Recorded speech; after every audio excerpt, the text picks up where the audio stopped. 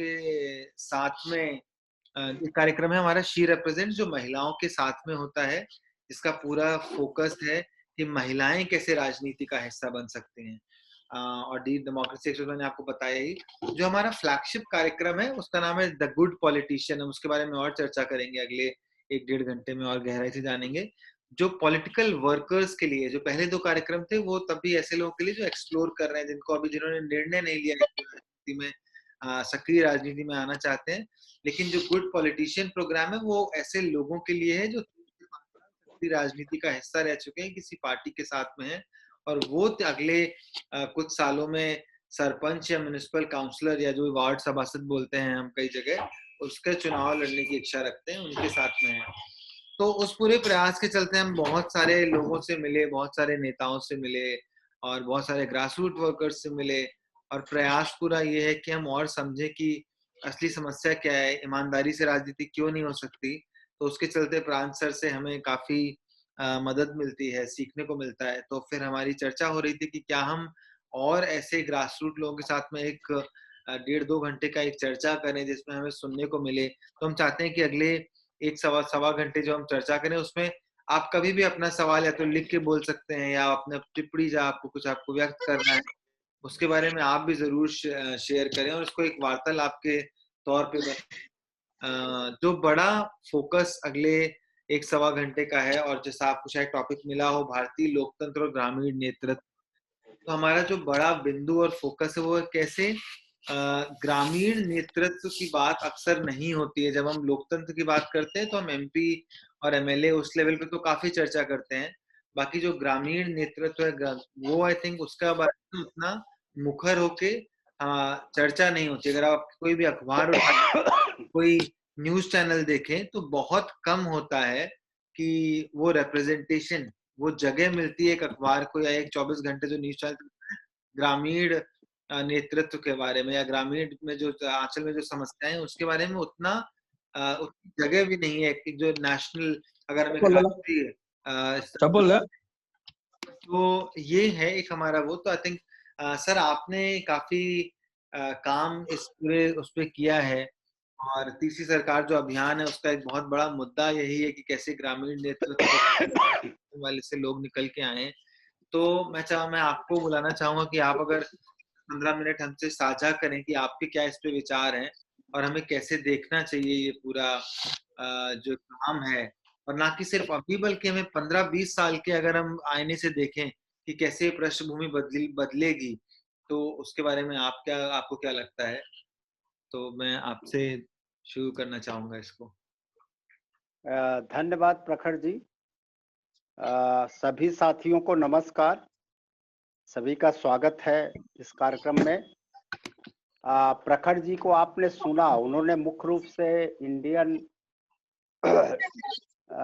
School of democracy, जो उन्होंने एक संस्था बनाई है, पिछले 10 सालों से काम कर रहे हैं, उसके बारे में उन्होंने एक संक्षिप्त परिचय बताया।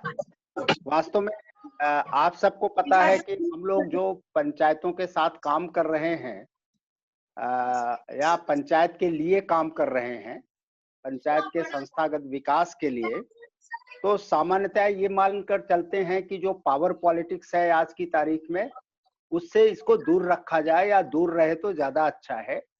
सही अर्थों में जो लोकतंत्र की परिभाषा है और लोकतंत्र के पीछे की जो परिकल्पना है, और भारतीय संविधान ने भी जिस तरह के लोकतंत्र की कल्पना की थी, क्योंकि भारतीय लोकतंत्र में जो भारत का संविधान है उसमें कहीं राजनीतिक दल का की बात की ही नहीं गई थी शुरुआती दौर में, और माना ये गया था कि हर क्षेत्र से जो निर्वाचन क्षेत्र बनेगा उस निर्वाचन क्षेत्र से एक प्रतिनिधि चुना जाएगा और वो प्रतिनिधि जनता अपना प्रतिनिधि चुनेगी, ये माना गया था। राजनीतिक दल उसमें कहीं थे ही नहीं। और अगर आप कल्पना करिए कि इसी तरह का हुआ होता और राजनीतिक दलों का प्रवेश ना हुआ होता लोकतंत्र की पूरी व्यवस्था में, तो वहां पर सही अर्थों में जनता के प्रतिनिधि निकल करके जाते, और वैसे अर्थ में शायद राजनीति से लोगों का इतना परहेज ना बनता जो पावर पॉलिटिक्स है। तो आज की पावर पॉलिटिक्स और गांव को इसीलिए बचाया जा रहा है। जयप्रकाश जी, गांधी जी, सभी ने ये कल्पना की थी कि कम से कम पंचायतों को राजनीति से उस तरह की राजनीति से बचा दिया जाए। लेकिन क्योंकि जब हम राजनीति के प्रति एक दुराव जैसा आज की तारीख में है, वो एक्चुअली हम जो ये दलगत और पावर पॉलिटिक्स है शायद उससे बहुत ज्यादा है। राजनीति का एक व्यापक अर्थ होता है, क्योंकि लोकतंत्र में जो भी राज्य सत्ता काम करेगी और जब लोकतंत्र है तो उसकी जो राज्य सत्ता होगी और उसका जो शासन होगा, जो सरकार होगी, वो जनता के द्वारा ही बनाई जाएगी और किसी न किसी रूप में जनता का उसके साथ सीधे और प्रत्यक्ष जुड़ाव बनेगा। इस नाते उससे अपने को अलग नहीं किया जा सकता, और अलग नहीं किया जा सकता तो राजनीति से अलग नहीं हुआ जा सकता, क्योंकि उसके चलाने की जो नीति है, राज्य के संचालन की जो नीति है, वही राजनीति है। और राजनीति एक व्यापक अर्थ में एक दर्शन है, एक विचार है, एक चिंतन है, एक सिद्धांत है कि कैसे देश चलेगा, और इस देश को चलाने के लिए जो राज्य व्यवस्था बनाई जाएगी, उस राज्य व्यवस्था के लिए जो सरकार होगी, उसका संचालन कैसे होगा। सिर्फ सरकार ही नहीं, पूरी की पूरी राज्य व्यवस्था कैसे चलेगी, उसके अलग अलग जो सरकारों के अंग होंगे वो कैसे काम करेंगे, और नागरिकों की उसमें क्या भूमिका होगी, नागरिकों के अधिकार क्या होंगे, ये सारी चीज राजनीति होती है। ये राजनीति शास्त्र है, ये राजनीति का एक विचार है, या राजनीति की अपनी की पूरी अवधारणा है, इससे अलग नहीं हुआ जा सकता।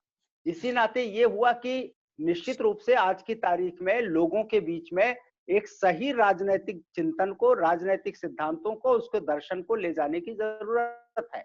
और विशेषकर जब इस रूप में चलेंगे तो ये चीज तीसरी सरकार से भी शुरू होती है, गांव से भी शुरू होता है, और यहाँ तक कि वो एक तरह से उसकी प्राइमरी पाठशाला है, वहीं से राजनैतिक शिक्षण शुरू होता है। किसी भी लोकतांत्रिक व्यवस्था में आम जनता, नागरिकों की क्या भूमिका होगी, इस भूमिका को लेकर के ये चीज शुरू होती है। इसीलिए आज का विषय इस परिप्रेक्ष्य में देखे जाने की आवश्यकता है। मैं अब विषय पर आ रहा हूं इस पृष्ठभूमि के साथ, क्योंकि आप इसको इसी दृष्टि से जो अभी चर्चा हुई कि हम राजनीति या एक मूल्य आधारित राजनीति के लिए काम कर रहे हैं, जैसा प्रखर जी ने बताया, तो उसके पीछे का चिंतन और दर्शन ये है। इसीलिए तीसरी सरकार अभियान ने उनके साथ मिल करके इसका एक छोटा सा हिस्सा बना है। खैर, आज का विषय है कि जो भारत में लोकतंत्र और ग्रामीण नेतृत्व। वास्तव में अगले मैं 10-15 मिनट में कोशिश कर रहा हूं कि पूरी की पूरी एक पृष्ठभूमि आपके सामने रखूं, जिससे आप चर्चा में विशेष रूप से सहयोगी बन सके और उस चर्चा में सहभागी बन सके। वास्तव में ये लोकतंत्र, जिसको आज की तारीख में जिस लोकतंत्र को हम कह रहे हैं, इसकी शुरुआत जो होती है 18वीं शताब्दी के शुरू में होती है। अमेरिका से माना जाता है कि लोकतंत्र जो है, लोकतंत्र का औपचारिक रूप से जो पहला लोकतांत्रिक देश बना वो अमेरिका बना, और अमेरिका में लोकतांत्रिक सरकार बनी 1798 में। 1798 में अमेरिका में पहली लोकतांत्रिक, लेकिन ये इतिहास यही नहीं शुरू होता इसका। लोकतंत्र का इतिहास और लोकतंत्र का 1789 में अमेरिका में शुरू हुआ। 1789 वो साल है जब फ्रांस में राजक्रांति भी हुई है। फ्रांस की राजक्रांति, जहां 16वें लुई को फांसी पर चढ़ा दिया जनता ने, और जनता ने शासन अपने हाथ में ले लिया फ्रांस में, वो भी 1789 की ही घटना है। और उससे पहले ब्रिटेन में, मैं अभी पश्चिमी देशों की बात कर रहा हूं, फिर भारत के लोकतंत्र पर आता हूं, तो उसके बाद ब्रिटेन में ये चीज 1688 में ही शुरू हो गया था। आप देखें, उससे लगभग 100 साल पहले 1688 में ये शुरुआत हो गई थी। 1688 में ब्रिटेन के जो राजा थे जेम्स को हटा करके वहां के नागरिकों ने खुद सत्ता अपने हाथ में ले ली थी। तो वहां एक तरह से लोकतंत्र की परंपरा की शुरुआत हो गई थी। वहां पर एक व्यवस्था शुरू हो गई थी। कॉमन सभा पहले ही बन गई थी, लॉर्ड सभा और कॉमन सभा होती थी, बुश की शुरुआत हुई। लेकिन जैसा हम जानते हैं कि ब्रिटेन में कोई संविधान नहीं लिखा गया था, वहां तो परंपरा चली, राजा हटा, फिर राजा के बाद प्रधानमंत्री को जो मिला, या उसके बाद पार्लियामेंट, वहां कॉमन सभा प्रमुख हुई, तो कैसे कैसे वो एक परंपरा में गई, तो इसलिए वो नहीं लोकतंत्र वहां। लेकिन इन सबसे पहले एक सिद्धांत आया दुनिया में, सामाजिक समझौते का सिद्धांत, जिस सिद्धांत का अर्थ, जिसके हाब्सबर्ग रूसो 3 विचारक माने जाते हैं। रूसो 15वीं शताब्दी का है, उसने ये विचार, सामाजिक समझौते का विचार 15वीं शताब्दी में ही आ गया था दुनिया के सामने। रूसो ने कहा कि पहले बिल्कुल बहुत अच्छा शासन जीवन था, बड़ा सामाजिक जीवन था, प्राकृतिक जीवन था, लोग प्यार के साथ रहते थे, सहयोग के साथ रहते थे। उसने कहा जब कृषि युग शुरू हुआ और जमीन के एक टुकड़े को किसी व्यक्ति ने अपना कहा, और उसी दिन से संघर्ष शुरू हो गया, और उस संघर्ष में बाद में इतना विवाद हुआ कि लोगों को आपस में समझौता करना पड़ा, और समझौता करके उन्होंने राज्य की स्थापना की। तो राज्य जो बना वो समझौते के तहत बना, और लोगों ने राज्य की स्थापना की। यही जो सिद्धांत था, इसलिए लोग महत्वपूर्ण है, जनता महत्वपूर्ण है, वहां के निवासी महत्वपूर्ण थे जिन्होंने राज्य की स्थापना की सामाजिक समझौते के तहत, और राज्य को कुछ जिम्मेदारियां दी। राज्य ने उस जिम्मेदारी का अगर निर्वहन नहीं करता तो कभी भी उस राज्य को हटा सकते हैं उसका जो राजा होता है, और ये जनता का अधिकार क्षेत्र है। यहां से जब ये दर्शन आया तब लोकतंत्र की शुरुआत यहीं से हो जाती है। बाद में हाब्स और लॉक ने भी इसको समर्थन किया बाद के दिनों में। तो ये जो सामाजिक समझौते का सिद्धांत, ब्रिटेन का वो, फ्रांस की राजक्रांति, और फिर अमेरिका में उसका एक सिस्टमेटिक तरीके से, एक तरह से लिखित संविधान के माध्यम से उसकी स्थापना लोकतंत्र की। ये लोकतंत्र का पश्चिमी जगत में जिस लोकतंत्र की बात आज हम कर रहे हैं वो ये है। लेकिन हम यहाँ भारतीय लोकतंत्र की भी बात कर रहे हैं, हमने उसमें भारतीय लोकतंत्र की बात की है। इस लोकतंत्र से और भारतीय लोकतंत्र के बीच में क्या अंतर आता है? वास्तव में बिल्कुल जैसे रूसो जो कहता है वो भारत में लागू था। भारत के वैदिक काल में या शुरुआती दौर में दुनिया में सभी जगह था, शुरुआती दौर में सब जगह था। भारत में वो अपने तरीके से यहाँ की परिस्थितियों के हिसाब से थोड़ा ज्यादा मजबूत था। तो यहाँ पर शुरू में सामाजिक व्यवस्था थी, और उस सामाजिक व्यवस्था में आदमी जो था वो अपने रिश्तों के कारण एक दूसरे से जुड़ता था, और उन्हीं रिश्तों के आधार पर समाज की व्यवस्था बनती थी।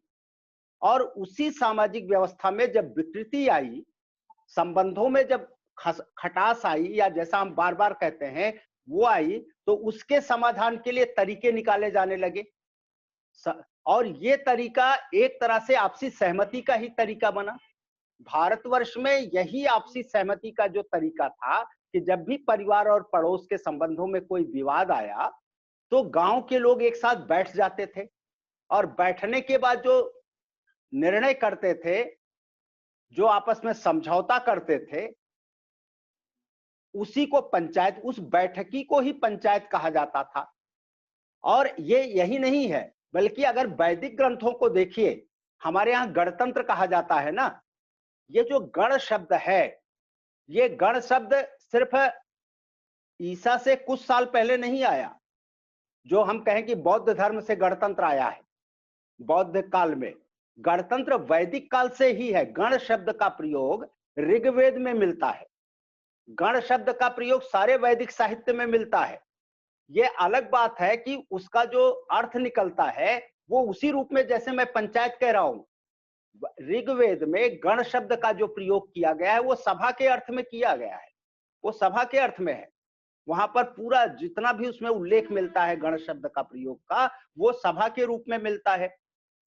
गण शब्द जो है वो जनजातियों का अपना जो लोकतांत्रिक था, बाद में जाकर के ये कहीं कहीं उसका उल्लेख किया गया कि जो जनजातियां थीं, उन जनजातियों का गण जनजातियों के संगठन को कहते थे। कहीं कहीं उस अर्थ में गण शब्द का प्रयोग किया गया है। और ये जो जनजातियों का संगठन था वो लोकतांत्रिक संगठन था। अर्थात यहाँ लोकतंत्र की शुरुआत वैदिक काल से ही भारत में लोकतंत्र की शुरुआत हो गई थी। और गांव जब बसे, चूंकि जनजातियां घुमत थी, दो शब्द, एक गांव और ग्राम। वैदिक साहित्य में एक चीज और मिलता है, वैदिक साहित्य में यह मिलता है कि ग्राम शब्द जो है वो समूह, ऐसे समूहों का होता था, उनको ग्राम शब्द उनके साथ जोड़ा जाता जो घुमंतु थे। अर्थात कोई उसके लिए भूगोल नहीं था ग्राम का। ग्राम शब्द जो संस्कृत का प्रयुक्त हुआ वो एक समूह के अर्थ में हुआ। जैसे मैं कह रहा हूं गण, समूह के अर्थ में हुआ। ये तो जब वो कृषि युग में वो एक जगह रहने लगे तब गांव शब्द उसका प्रयोग किया गया। गांव शब्द तब प्रयोग में आया सरल शब्दों में। तो ये जो गण शब्द है और गणतंत्र है और अंत में पंचायत, ये सब एक ही लोकतांत्रिक व्यवस्था के, भारतीय लोकतांत्रिक व्यवस्था का जो प्रागैतिहासिक काल या ऐतिहासिक काल है, वैदिक काल है, उसमें अगर हम देखने की कोशिश करें तो ये चीजें हमें बहुत साफ दिखाई पड़ती हैं इन सारी चीजों में मित्रों। और जैसा कि हम जानते हैं कि बौद्ध काल इस मामले में सबसे उन्नत काल था। बौद्ध काल में 16 महाजनपदों की बात, गणतंत्र की बात सब आपने सुना है। और ये जो विशेषता ये थी जो बहुत बड़ी, जो आज तक भारत के संविधान में भी उस विशेषता को, लोकतांत्रिक व्यवस्था जो भारत के संविधान से बनती है उसमें दो चीजें यहां हमेशा थी। भारत का की जो विशेषता थी पूरी संस्कृति की, वो ये होती है, वो विरुद्धों के बीच सामंजस्य की क्वालिटी थी। अर्थात यहाँ पर राजतंत्र और दूसरी तरफ लोकतंत्र साथ साथ चलता था। ये सबसे बड़ी विशेषता थी भारत की। राजतंत्र के रूप में राजा होता था, लेकिन लोकतंत्र के रूप में जहां जनता अपने आप निर्णय लेती थी, जनता शासन खुद चलाती थी, वो गांव होता था। तो गांव में लोकतंत्र होता था, जिसको गांधी ने ग्राम स्वराज्य कहा बाद में जाकर के। और राजतंत्र के समय में भी गणतंत्रों में एक चीज और समझना होगा कि लोकतंत्र और गणतंत्र में मौलिक अंतर क्या होता है। लोकतंत्र कहते हैं जिसमें जनता के हाथ में सत्ता होती है। गणतंत्र उसको कहते हैं जहां जनता अपना शासक चुन देती है या प्रतिनिधि चुनती है। तो आज आप देख लीजिए, जिसको आप ग्राम पंचायत कहते हो या जिसको आप राज्य सरकार और केंद्र सरकार कहते हो, वो आज की तारीख में इसीलिए भारत को लोकतांत्रिक गणतंत्र कहा जाता था, गणराज्य कहा जाता है ना, कि भारत गणराज्य है, रिपब्लिक है। अर्थात चुने हुए शासक वहां होते हैं। तो अब शासक तो होता नहीं चुना हुआ, शासक राजा के रूप में होता था। अब चुनी हुई सरकार होती है और उस सरकार में जनता अपना प्रतिनिधि भेजती है। ये गणतंत्र का एक रूप होता है। लोकतंत्र ये होता है कि जनता जहां उस तंत्र को संचालित करती है। तो यहाँ पर जनता चूंकि करती है, तो इसीलिए लोकतांत्रिक गणराज्य कहा जाता है भारत को, कि भारत एक लोकतांत्रिक गणराज्य है। गणराज्य और लोक अलग अलग, यही समन्वय है, यही जो सामंजस्य है सबसे महत्वपूर्ण है भारत के लोकतंत्र की जो विशेषता है। और दूसरी तरफ अभी जो 73वें संविधान संशोधन से ग्राम सभा का प्रावधान आया है, वो ग्राम सभा लोकतंत्र का सबसे बेहतर नमूना बनती है और पहले से होता आया है। ये वास्तव में लोकतंत्र की दो स्थितियां होती हैं, एक होता है प्रत्यक्ष लोकतंत्र और एक होता है अप्रत्यक्ष लोकतंत्र। प्रत्यक्ष लोकतंत्र में जनता अपने प्रतिनिधियों, जिसको प्रतिनिधित्व लोकतंत्र कहते हैं, प्रतिनिधि चुनती है, उनके माध्यम से करती है। प्रत्यक्ष लोकतंत्र में जनता खुद शासन का संचालन करती है। यहां दो रेफरेंस और देना चाहेंगे।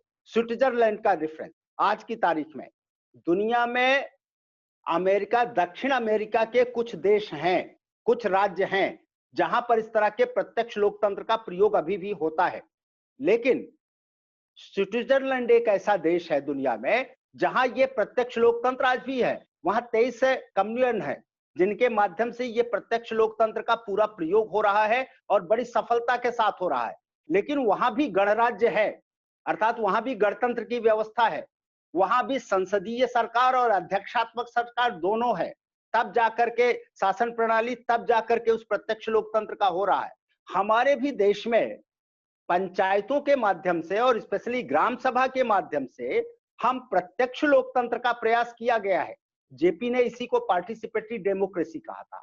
तो जब हम भारतीय लोकतंत्र की बात करते हैं और पश्चिमी लोकतंत्र के साथ उसका जब सामंजस्य बैठाते हैं, तो ये पूरी की पूरी परंपरा हमारे साथ खड़ी होती है, वैदिक काल से लेकर के बौद्ध काल।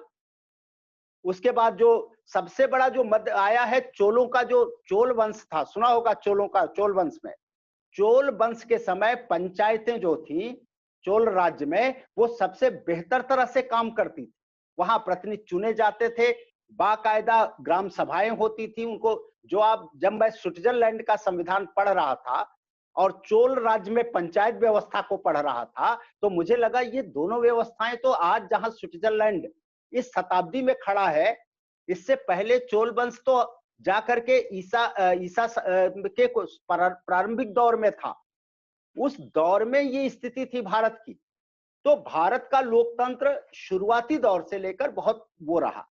हुआ ये कि संविधान बनाते समय महात्मा गांधी ने, मैंने कई बार अपने साथियों को बताया है कि महात्मा गांधी के विचार के आधार पर, सिद्धांतों के आधार पर एक और संविधान का ड्राफ्ट तैयार किया गया था। उसमें यही था, उसमें जो पूरी की पूरी राज्य व्यवस्था बन रही थी वो भारतीय लोकतंत्र के आधार पर बन रही थी। अर्थात गांव से ही लोग चुने जा रहे थे और उन्हीं के माध्यम से ऊपर की, फिर चूंकि गांव के स्तर पर पार्टिसिपेटरी डेमोक्रेसी थी वहां पर, और ऊपर जब हम उससे ऊपर जब जा रहे थे तो प्रतिनिधित्व लोकतंत्र आ रहा था। लेकिन ये प्रतिनिधित्व लोकतंत्र वयस्क मताधिकार से नहीं परिकल्पित था। ये था कि उन्हीं जो प्रत्यक्ष रूप से चुने गए हैं वो चुने हुए सदस्य ही ऊपर की सारी सरकारों को बनाएंगे। अर्थात ग्राम के स्तर पर पार्टिसिपेटरी डेमोक्रेसी होगी, सहभागी लोकतंत्र होगा, और उसके बाद अप्रत्यक्ष लोकतंत्र होगा, लेकिन वो प्रतिनिधियों के माध्यम से, लेकिन पूरी तरह से उस पर जो दबाव और नियंत्रण होगा वो गांव के लोकतंत्र का होगा। और चाहे ब्लॉक पंचायत सरकार, चाहे जिला पंचायत सरकार या प्रांतीय पंचायत सरकार, उसमें यही शब्द दिए गए थे सरकारों पे, या अखिल भारतीय पंचायत सरकार जो बनेगी उसका ये स्वरूप होगा। तो अगर आज वो संविधान में वो स्वीकार किया गया होता तो शायद आज हम जिस भारतीय लोकतंत्र की बात कर रहे हैं, जो हम चोल वंश में देखते हैं, जो वैदिक काल में देखते हैं, जो गणतंत्रों, बौद्ध काल के गणतंत्रों में देखते हैं, वो शायद अपने नए रूप में नई चुनौतियों के साथ और नई जरूरतों के साथ खड़ा हुआ होता। लेकिन खैर बहुत देर हुई जो हुई, लेकिन आज की तारीख में तो यही हुआ है ना। आज हमारे पास दो तरह की सरकारें हैं। संसदीय सरकार के रूप में दिल्ली और राज्य की राजधानियों की सरकार है, लेकिन पंचायत सरकार के रूप में जिला पंचायत, ब्लॉक पंचायत और ग्राम पंचायत के रूप में हमारे पास पंचायत सरकार भी है, जो गांधी की परिकल्पना के अनुसार था। और जब संविधान ने ग्राम सभा को मान्यता दे दी है तो पार्टिसिपेटरी डेमोक्रेसी, अब जब हम स्विट्जरलैंड के संविधान की बात कर रहे हैं तो स्विट्जरलैंड में एक जो कम्यून होता है उसकी आबादी 3-4 हजार की होती है, और उसी 3-4 हजार पर प्रत्यक्ष लोकतंत्र है वहां पर अलग अलग तरह पर। हमारे यहाँ भी ये ग्राम पंचायत जो होती है वो अगर उत्तर प्रदेश के लिए तो करीब 2000 की आबादी पर है, कहीं कहीं 15,000 की आबादी पर ग्राम पंचायतें हैं। तो ग्राम पंचायतों में जो ग्राम सभा है और जो जन स्वीकृति लेनी होती है, जहां पर जनमत संग्रह होता है, ठीक उसी तरह की प्रक्रिया यहाँ भी है हमारे पंचायती राज व्यवस्था में।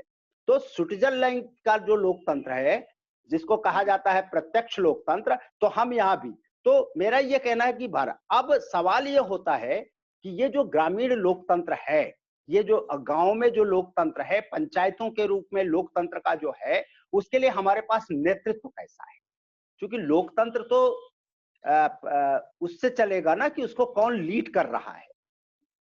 जहां जिनको चुनना होता है, जिनके माध्यम, ठीक है, नियंत्रण और निर्णय जनता के हाथ में होगा, जैसे ग्राम सभा के पास है, लेकिन उसको क्रियान्वित करने का जो दायित्व होगा वो चुने हुए प्रतिनिधियों के पास होगा। इसीलिए आप देखते हैं सामान्यतया सरकार तीनों को कहते हैं। सरकार जब हम कहते हैं तो उसमें विधायिका भी होती है, उसमें कार्यपालिका भी होती है और न्यायपालिका भी होती है। लेकिन सामान्यतया सरकार हम किसको मानते हैं? कार्यपालिका को मानते हैं। अभी कहते नहीं है कि बीजेपी की सरकार बन गई, कांग्रेस की सरकार बन गई, मोदी की सरकार, नरसिंहा राव की सरकार, ऐसे शब्दों का प्रयोग करते हैं ना। अर्थात हम सरकार, पार्लियामेंट को नहीं मानते जनता की दृष्टि में या सामान्य दृष्टि में। हम सरकार मानते हैं कार्यपालिका को, जहां प्रतिनिधि जाकर के क्रियान्वयन का काम करता है। तो क्रियान्वयन, तो ये जो क्रियान्वयन है वो भी बड़ा महत्वपूर्ण है। इसीलिए जो ग्रामीण नेतृत्व है, जिसको आप क्रियान्वयन के लिए जिम्मेदार बनाएंगे, जिसको आज की तारीख में सरपंच और पंच आप कहते हैं, वही आज की तारीख में इस लोकतांत्रिक व्यवस्था का नेतृत्व है। और इस लोकतांत्रिक व्यवस्था के इस नेतृत्व की वर्तमान स्थिति क्या है? और ग्रामीण नेतृत्व है, मैं फिर कहूंगा कि हमारे यहाँ ग्रामीण नेतृत्व के लिए एक शब्द प्रयोग किया गया था, पंच परमेश्वर का। पंचायतें उसी अर्थ में थी, लोकतंत्र के रूप में थी, और उसमें जो 5 लोग चुने जाते थे उनको पंच परमेश्वर कहा जाता था। गांधी ने भी कहा था कि 5 लोगों की पंचायत बने गांव में, और उनमें पंच परमेश्वर की भावना होनी चाहिए। ये पंच परमेश्वरत्व तो क्या है, जिसके लिए ये जो गांव के जीवन में सबसे महत्वपूर्ण माना गया, और जिसकी एक लंबी परंपरा और पंच परमेश्वरीय पंचायत की परंपरा रही है। अगर इससे हम ग्रामीण नेतृत्व को चिन्हांकित करें, उसको पहचानने की कोशिश करें, तो शायद ये चीज ज्यादा आगे। मैं बहुत संक्षेप में इसको खत्म कर रहा हूं, क्योंकि चर्चा जिससे शुरू हो सके। वास्तव में पंच शब्द जो होता है वो नेतृत्व के अर्थ में है। जो कहते हैं ना कि इसको पंच चुन दिया, पंच 5 के अर्थ में भी होता है, लेकिन यहां जब हम पंच कहते हैं तो नेतृत्व के अर्थ में होता है। अर्थात ये नेतृत्व चुन दिया गया, तो अर्थात वो लीडर है, वही ग्रामीण नेतृत्व है पंच। और परमेश्वरत्व उसका सद्विवेक है, जो उसके अंदर एक सही सोच, सही चिंतन और विवेक वो होता है जो सही निर्णय ले सके। अर्थात नेतृत्व जो है वो चाहिए जिसके अंदर सही नेतृत्व सही निर्णय लेने की क्षमता हो। अर्थात उसकी समझदारी इस लेवल पर हो कि उसके अंदर विवेक हो। सही निर्णय विवेक से होता है। तो पंच परमेश्वर का अगर नया शाब्दिक अर्थ निकालें तो विवेकवान नेतृत्व हुआ। ऐसा लीडर जिसके पास विवेक होता हो। और गांव समाज में ये विवेक बहुत मौजूद था। अभी जब चर्चा आएगी, अगर आप इसके प्रमाण चाहेंगे, इसके उदाहरण चाहेंगे, तो बहुत सारे उदाहरण दिए जा सकते हैं, बहुत सारे दृष्टांत और लोक श्रुतियां बताई जा सकती हैं। आज उस पंच परमेश्वर की स्थिति क्या है? आज की तारीख में जो नया पंचायती राज आया है 73वें संविधान संशोधन के बाद, उसमें 32 लाख ग्रामीण नेतृत्व तैयार है। मतलब उनका होते हैं 32 लाख जितने मेंबर्स हैं ग्राम पंचायत से लेकर जिला पंचायत तक, और जितने पदाधिकारी हैं, इनकी जब टोटल संख्या निकाली जाती है तो 32 लाख के आसपास आती है। और आज की स्थिति ये है, अभी मैंने जब उत्तर प्रदेश का वो आपको बांट रहा था, और याद रखिएगा कि ये जब हम कहते हैं तो पंचायती राज संस्थाओं के सदस्यों की बात करते हैं। सरपंच भी वही सदस्य ही होता है, सरपंच उससे अलग नहीं होता, वो भी उन पंचायती राज संस्थाओं का नामित सदस्य माना जाता है। और कहीं कहीं तो सदस्य ही सरपंच बनता है। जहां डायरेक्ट चुना जाता है वहां उसको नामित कर दिया जाता है सदस्य के रूप में। जहां सदस्य ही सरपंच को चुनते हैं वहां ऑलरेडी वो पहले सदस्य होता है, फिर सरपंच होता है। तो ये जो पंचायती राज संस्थाओं की के सदस्य हैं, इन सदस्यों की स्थिति यह है कि जो सदस्य की संख्या, सदस्य के प्रति जो भाव है वो बड़ा कमजोर है। बहुत कमजोर नेतृत्व निकल करके आ रहा है। ऐसा नेतृत्व का अभाव नहीं है गांव में, वहां ओपिनियन लीडर्स भी हैं ग्रामीण नेतृत्व में, कम्युनिटी लीडर्स हैं, नए नए लीडर्स बनने की लाइन में लगे हुए हैं, जिनमें लीडर्स मैं कह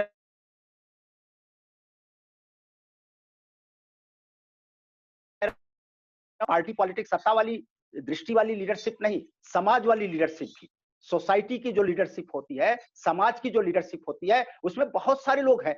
लेकिन वो लीडरशिप अभी अपने को ग्रास रूट लेवल डेमोक्रेसी के साथ, अर्थात पंचायत के साथ अपने को लिंक नहीं कर पा रही है ठीक से।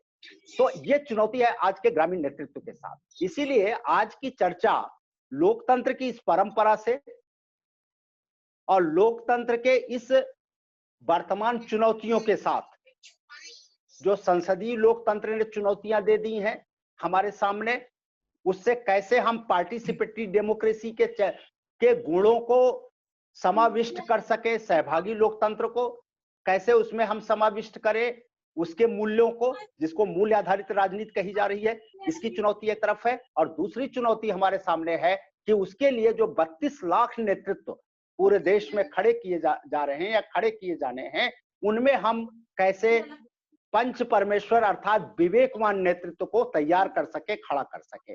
और प्रखर का ये स्कूल भी इसी काम में लगा हुआ है अपने व्यापक दायरे में। तो निश्चित रूप से आज की चर्चा का ये पूरा का पूरा परिप्रेक्ष्य है, ये संदर्भ है। धन्यवाद।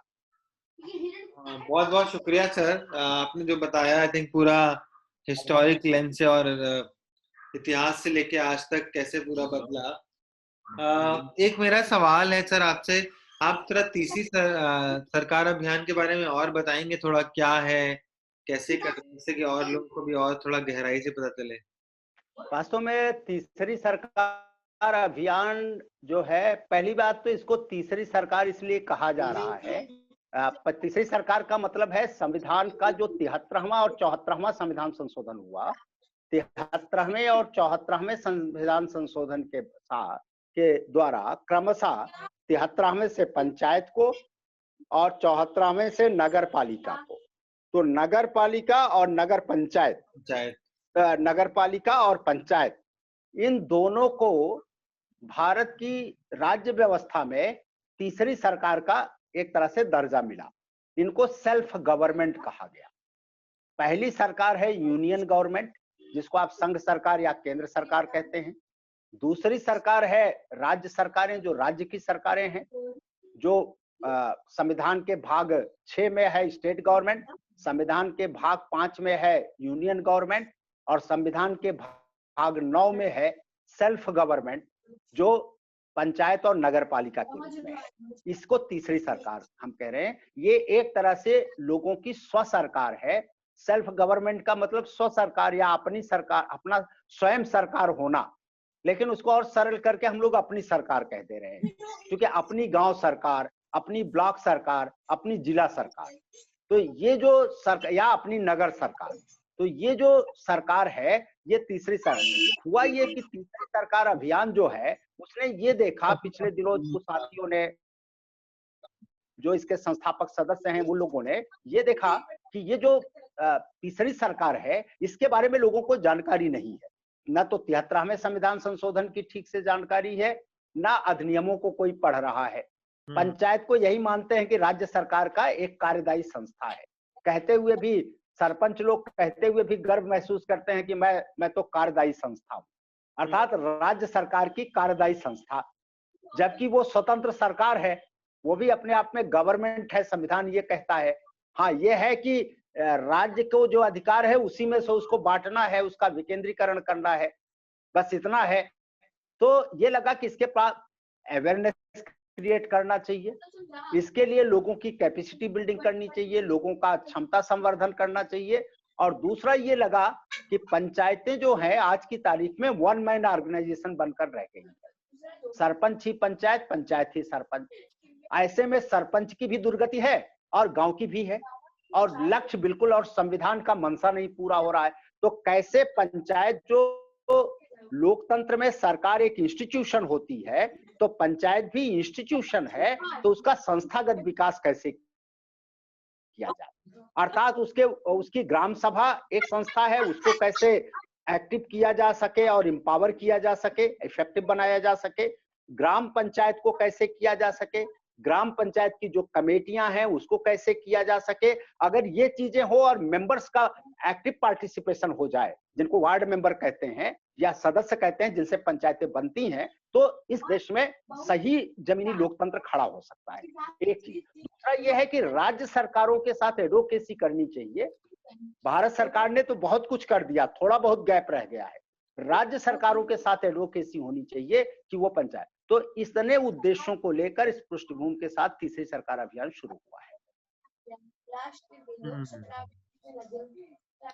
बहुत बहुत शुक्रिया सर। आई थिंक जो पूरा प्रयास है ये काफी जरूरी भी है। और किसी के पास अगर कोई सवाल है, आपने सर पूछा, उत्तर प्रदेश में संयुक्त पंचायती राज अधिनियम में ग्राम सभा एक मार्गदर्शी संस्था है, ना कि बाध्यकारी। फिर वोट के बाद मतदाता के पास क्या अधिकार है? सर ये सवाल एक है। बहुत बढ़िया, बहुत बहुत अच्छी बात कही है। वास्तव में उत्तर प्रदेश की ग्राम सभा सबसे कमजोर है। सबसे कमजोर मैं कह रहा हूं कि मैं लगभग देश के सारे राज्यों के अधिनियमों का अध्ययन कर चुका हूं, गहराई से अध्ययन किया है, और मैंने ये देखा है कि उत्तर प्रदेश की ग्राम सभा बिहार की ग्राम सभा से भी कमजोर है, हरियाणा की ग्राम सभा से भी कमजोर स्थिति उसकी है। देश के सारे जितनी ग्राम सभाएं हैं, सबसे कमजोर स्थिति उत्तर प्रदेश की है, अधिनियम की दृष्टि से मैं कह रहा हूं। अधिनियम की दृष्टि से ग्राम सभा की स्थिति, जो वो कह रहे हैं कि अधिनियम में उसको एक मार्गदर्शी संस्था या सहयोगी संस्था के रूप में उसका प्रावधान किया गया है। लेकिन संविधान का ये कहना था कि ग्राम सभा होगी, और ग्राम सभा कहते समय उसके पीछे कह रहा कि वहां के सारे मतदाताओं का की ग्राम सभा होगी, उसके पीछे बहुत साफ दृष्टि थी।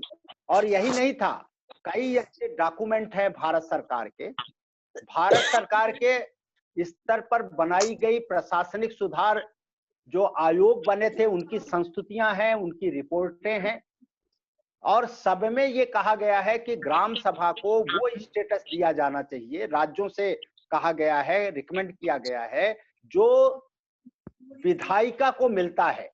राज्य और केंद्र में जो स्थान विधायिका का होता है वही ग्राम सभा का होना चाहिए, और कई राज्यों ने ये अधिकार दिया है। जैसे उदाहरण लीजिए आप पश्चिम बंगाल ले लीजिए, पश्चिम बंगाल में ग्राम सभा के नीचे ग्राम संसद का प्रावधान है, जिसको वार्ड सभा आप कहते हैं। वार्ड सभाएं हैं, वार्ड सभाओं को नाम ही दिया गया है ग्राम संसद का, और ठीक उसी तरह का अधिकार उनके पास है।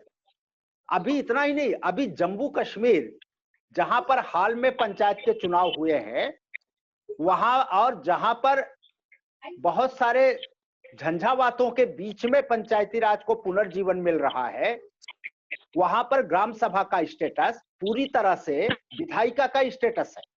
वहां पर सारे निर्णय ग्राम सभा के लेवल पर होने हैं, और ग्राम सभा से पहले चूंकि ग्राम सभा बड़ी इकाई हो जाती है तो वार्ड सभाएं बना दी गई हैं वार्ड के लेवल पर, और वार्ड सभा को वही ग्राम सभा के सारे पावर अपने अपने वार्ड में ट्रांसफर कर दिए गए हैं। बाकायदा 4 साल में 4 वार्ड सभाएं की मीटिंग होती है, उनका भी कोरम तय है, उनको भी सभी तरह के पावर है। तो ये जो इतना ही नहीं, बल्कि आप केरल ले लीजिए, आप इवन मध्य प्रदेश में आइए, मध्य प्रदेश में तो ग्राम स्वराज अभियान शुरू किया गया 2001 में, और ग्राम स्वराज अभियान में ग्राम सभा को ही मुख्य पंचायत माना गया, ग्राम सभा को ही सारे पावर दिए गए।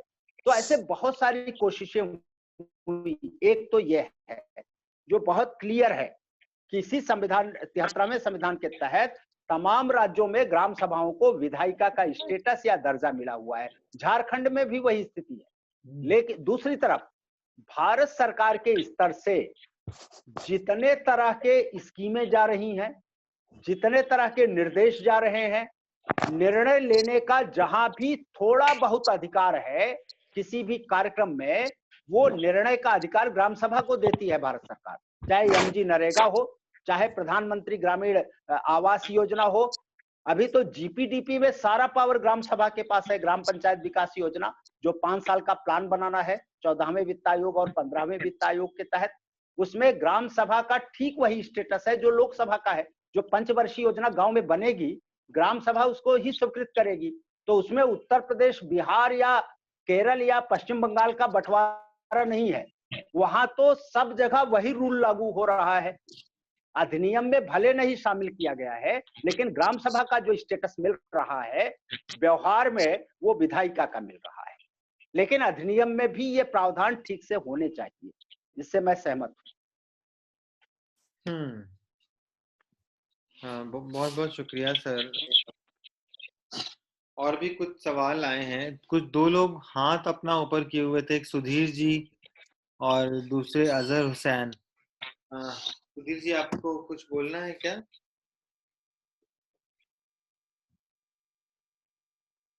अजहर हुसैन, आपको कुछ बोलना है क्या? ठीक है। मेरा प्रश्न था सर, सुन पा रहे हैं? हाँ, सुन पा रहे हैं जी सर, मेरा प्रश्न था कि गांधी जी को जबकि सार्वभौमिक मान्यता थी, लेकिन उनके अनुरूप संविधान क्यों नहीं बन पाया और दूसरे संविधान लिखने की औपचारिकता मात्र क्यों हुई? ये एक अलग बहस का और बड़ा मुद्दा है। बस इतना ही आप समझ सकते हैं कि संविधान गांधी जी तो बना नहीं रहे थे, गांधी जी तो उसके लिए उत्प्रेरक थे या मार्गदर्शक थे। संविधान तो संविधान सभा बना रही थी, और संविधान सभा ने जिस संविधान को बनाया वही संविधान स्वीकृत हुआ। लेकिन उसके पीछे की जो अंतर कथा है वो बड़ी लंबी अंतर कथा है, शायद यहाँ वो चीज नहीं कही जा सकती। लेकिन इतना जरूर हुआ कि गांधी जी जिस तरह के राज्य व्यवस्था की परिकल्पना करते थे और गांव और पंचायत को जो दर्जा देना चाहते थे, वो उसमें समाहित नहीं हुआ। ये सबके दुख का विषय रहा। लेकिन एक समझौता हो गया था, और वो समझौता यही हुआ कि अनुच्छेद में एक नया अनुच्छेद जोड़ा गया संविधान में, जिसको अनुच्छेद 40 कहते हैं। उस समय अनुच्छेद 35 था, अनुच्छेद 36 था, जो बाद में अनुच्छेद 40 बना।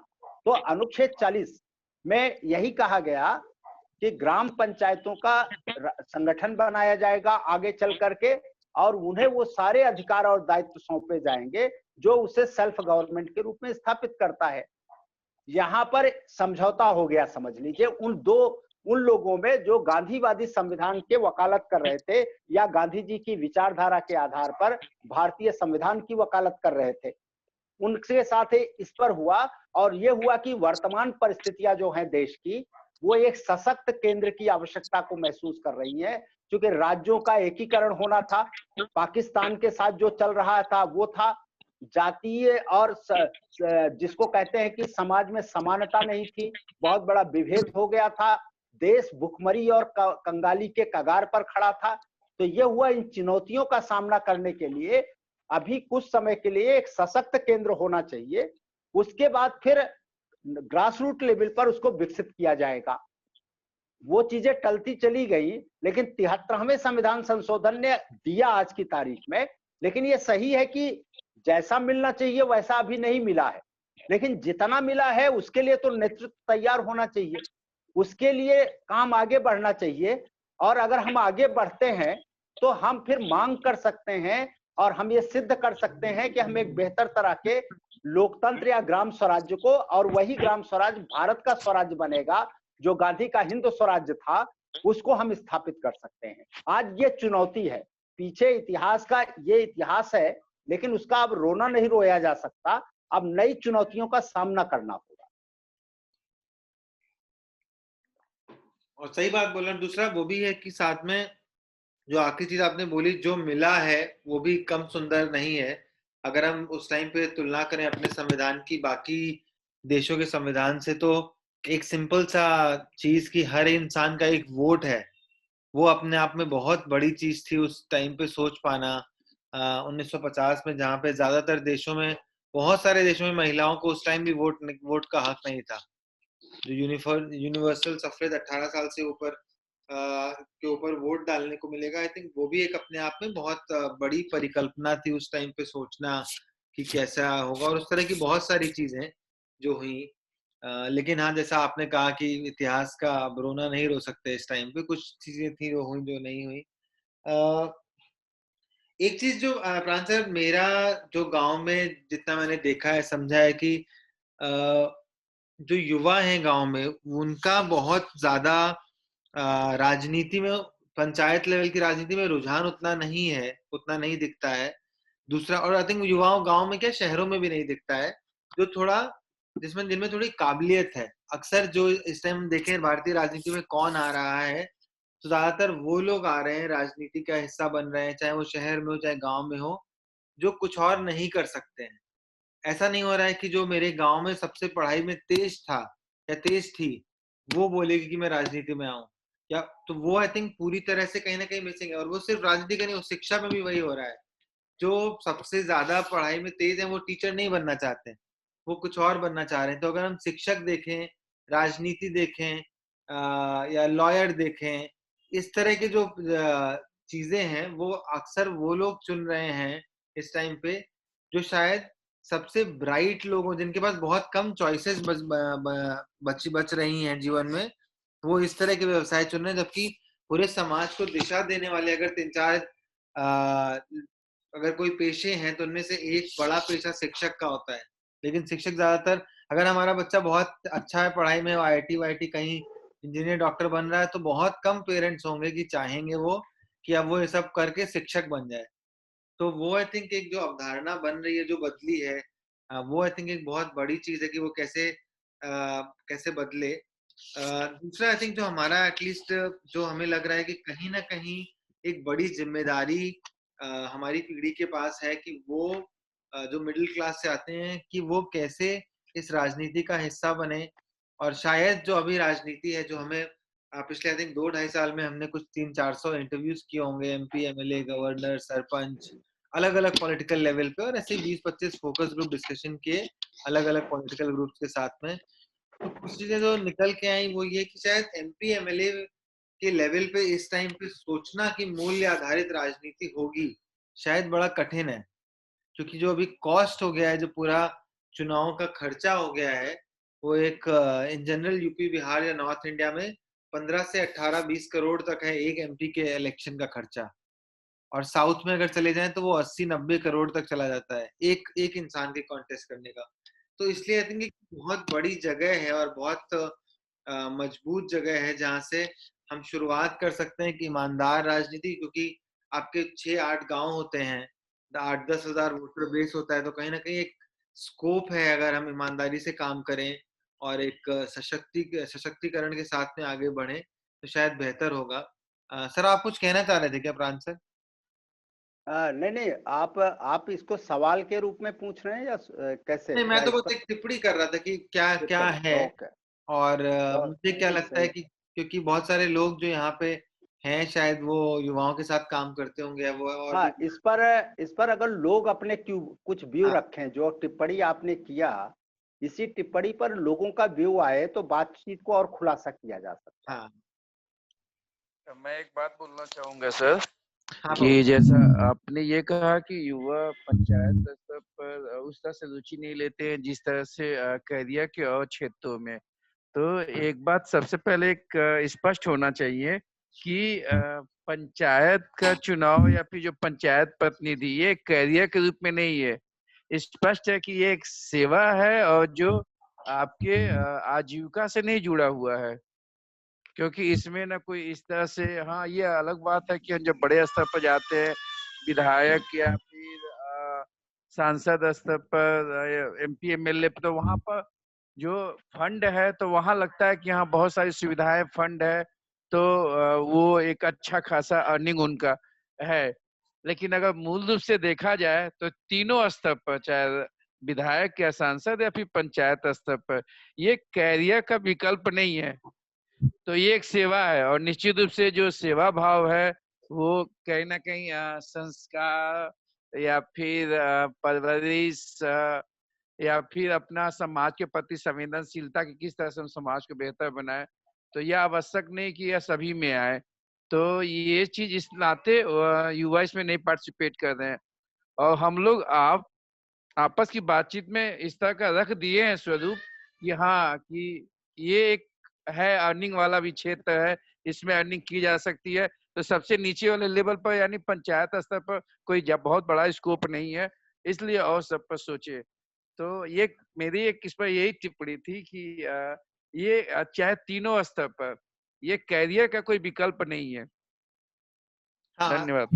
मतलब वास्तव में यहाँ पर कैरियर को देखिए, दो चीजें हैं आज की तारीख में, क्योंकि बाजार का युग आ गया है। ठीक है, देखिए तीन चीजें हैं, एक एक समाज है, एक राज्य है, एक बाजार है। ठीक है, तो अब दिक्कत क्या है कि आज भूमंडलीकरण के बाद बाजार पूरी तरह से छा गया है, और बाजार की दृष्टि जो होती है वो आर्थिक लाभ की दृष्टि होती है, मुनाफे की होती है, पैसे की होती है, क्योंकि बाजार पैसे पर ही चलता है। तो इसीलिए देखिए, राज्य मतलब राज्य का भी कैरियर होता है ना, राज्य में जो काम करते हैं उनका राज्य का कैरियर है।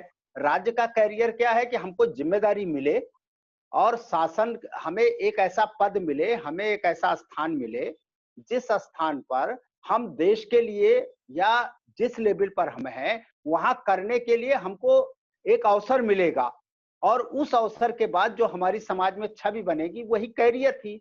राज्य के स्तर पर वो कैरियर थी। दूसरा, समाज के स्तर पर, समाज के स्तर पर तो इस तरह का सत्ता नहीं थी, पावर की बात नहीं थी। वहां ये था कि हम दूसरों के लिए कर क्या सकते हैं, संबंधों को हम बेहतर तरीके से जी कैसे सकते हैं, हम दूसरों की सेवा कैसे कर सकते हैं, दूसरों का सहयोग कैसे कर सकते हैं। तो इसलिए वहां सेवा और सहयोग जो करता था उसका करियर होता था। आप बताइए सामाजिक करियर, करियर का मतलब क्या हुआ? करियर का मतलब पैसा कमाना थोड़ो है। करियर का मतलब है कि समाज में अपना एक स्थान बनाना, अपने व्यक्तित्व को एक्सपोज करना या व्यक्तित्व का विस्तार करना।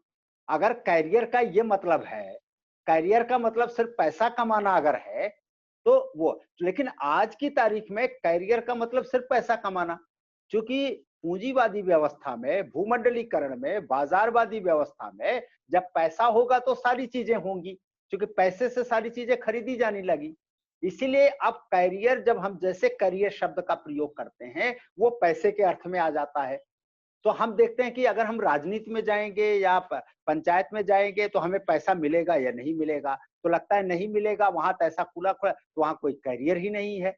सेवा करेंगे तो वहां नहीं मिलेगा, तो वहां कोई करियर ही नहीं है। तो ये जो करियर शब्द है इसको भी थोड़ा सा नए रूप में परिभाषित करना, समझना पड़ेगा। आज करियर का मतलब पैसा कमाना हो गया है, जहां पर हमें साधन मिल जाए। तो इसीलिए राजनीति और वो दोनों करियर के विषय नहीं बनते, और अगर जो गया करियर मान के गया वो लूट ही रहा है, वो पैसा कमा ही रहा है। स्विट्जरलैंड का जो वहां पर प्रत्यक्ष लोकतंत्र सफल है, उसकी सफलता के जो कारण गिनाए गए हैं आज, इसलिए मैं स्विट्जरलैंड का उदाहरण दे रहा हूं कि वो आज की तारीख में भी, इस 21वीं शताब्दी में भी वहां प्रत्यक्ष लोकतंत्र है। लोकतंत्र में जनता की भागीदारी है। दुनिया में वो एक बहुत बड़ा उदाहरण आज की तारीख, क्योंकि ये जो लोकतंत्र है ना, जो पश्चिम से आया है, जो जिसको कहते हैं ना कि जो इस पर आधारित है कि बहुमत आधारित चुनाव पद्धति पर, उसकी अपनी विसंगतियां हैं और उस विसंगतियों का परिणाम दुनिया भोग रही है, ठीक है। लेकिन उसके सबके बावजूद स्विट्जरलैंड का लोकतंत्र अगर आज की स्थिति में सच में जनता के लोकतंत्र के या सच्चे लोकतंत्र के नजदीक है, मैं नहीं कहता 100% है, लेकिन जनता के नजदीक है, तो उसकी विशेषताएं क्या हैं ये समझने की आवश्यकता है। वहां का कोई भी जो व्यक्ति राजनीति में शामिल हो रहा है वो व्यवसायिक नहीं है, वहां का कोई राजनेता व्यवसायिक नहीं है। उसकी सबसे बड़ी है कि वहां व्यवसायिक राजनीतिज्ञों की जरूरत ही नहीं है। और याद हो कि पिछली बार जब हम संविधान में तीसरी सरकार का, तो वहां पर बहुत साफ शब्दों में वो चीज कही गई थी। एक संविधान सभा के एक सदस्य ने वो कहा था कि अगर जो ये संविधान बन रहा है और इसमें जिस तरह की राजनीतिक रणनीति और व्यवस्था बनाई जा रही है, इसमें व्यवसायिक दृष्टि से राजनेताओं की उत्पत्ति ज्यादा होने की संभावना है। अगर उनकी हुई तो ये पूरा का पूरा संविधान और पूरा का पूरा लोकतंत्र खतरे में पड़ जाएगा। ये उस दिन चर्चा में आया था। तो भारत के साथ या दुनिया के दूसरे देशों में, आज अभी देखिए अमेरिका के राष्ट्रपति के चुनाव में आपको क्या दिखाई पड़ रहा है। तो ये पूरे के पूरे इस लोकतंत्र में जो बहुमत आधारित लोकतंत्र है उस पर ये दिक्कत आई है। और स्विट्जरलैंड की यही विशेषता है। स्विट्जरलैंड में मैं अगर उसके मोटे मोटे देश का वहां आकार छोटा है, वहां निवासियों का चरित्र बहुत उत्तम कोटि का है, सामाजिक आर्थिक समानता है स्विट्जरलैंड में, व्यवसायिक राजनीतिज्ञ नहीं है वहां पर, स्थानीय स्वशासन की लंबी परंपरा रही है वहां पर, प्रत्यक्ष लोकतंत्र के उपकरण उन्होंने तय कर लिए हैं, ऐसे ऐसे सिस्टम बना लिए हैं कि वहां प्रत्यक्ष लोकतंत्र स्थापित हो सकता है। वहां का प्रेस भी उसका समर्थन करता है। और दूसरा, वहां पर कोई सांप्रदायिक भाव नहीं है, धर्म के प्रति बड़ी उदारता है। ये चीजें जिस भी देश में हो जाएं, वहां पर प्रत्यक्ष लोकतंत्र हो सकता है, यही उसकी शर्त होती है। तो हमारे सामने भी चुनौती है, अगर हम ऐसा माहौल पैदा कर सके तो शायद हो सके एक। इसलिए कैरियर के रूप में दुर्भाग्य यह है कि आज हम हर चीज को कैरियर की नई परिभाषा में देख रहे हैं। इसलिए नौजवान भी उसी दृष्टि से देख रहा है। और जिस तरह से लोगों की इच्छाएं बढ़ी हैं, साधनों की भूख बढ़ी है, उसके साथ ये चीज स्वाभाविक हो जाती है। तो बहुत सारे बदलाव की जरूरत है, सामाजिक स्तर पर भी, राजनीतिक स्तर पर भी और आर्थिक स्तर पर। इसलिए गांधी बार बार कहते थे राजनीतिक सत्ता के विकेंद्रीकरण से काम नहीं चलेगा जब तक हम आर्थिक सत्ता का आर्थिक विकेंद्रीकरण नहीं करते। क्योंकि अगर आर्थिक विकेंद्रीकरण होता तो ये स्थिति न बनती, सबके पास रोजगार होता, सबके पास जीवन के जितने आवश्यक संसाधन हैं उनकी उपलब्धता के लिए रिसोर्सेज होते, और शायद आर्थिक विकेंद्रीकरण में कोई अंबानी और अडानी नहीं बनता। ठीक है, यहाँ पर किसी के पास इतनी पूंजी नहीं इकट्ठा होती आर्थिक विकेंद्रीकरण की दृष्टि से। तो राजनीतिक सत्ता का विकेंद्रीकरण और आर्थिक विकेंद्रीकरण ये दोनों पैरेलल चलने चाहिए थे। और गांधी ने जिस संविधान का ड्राफ्ट तैयार किया था, और संविधान सभा में भी यही बहस का मुद्दा था कि जो संविधान हम बना रहे हैं क्या वो राजनीतिक सत्ता और आर्थिक विकेंद्रीकरण का आधार बनेगा क्या, इसी पर सारी बहस टिकी।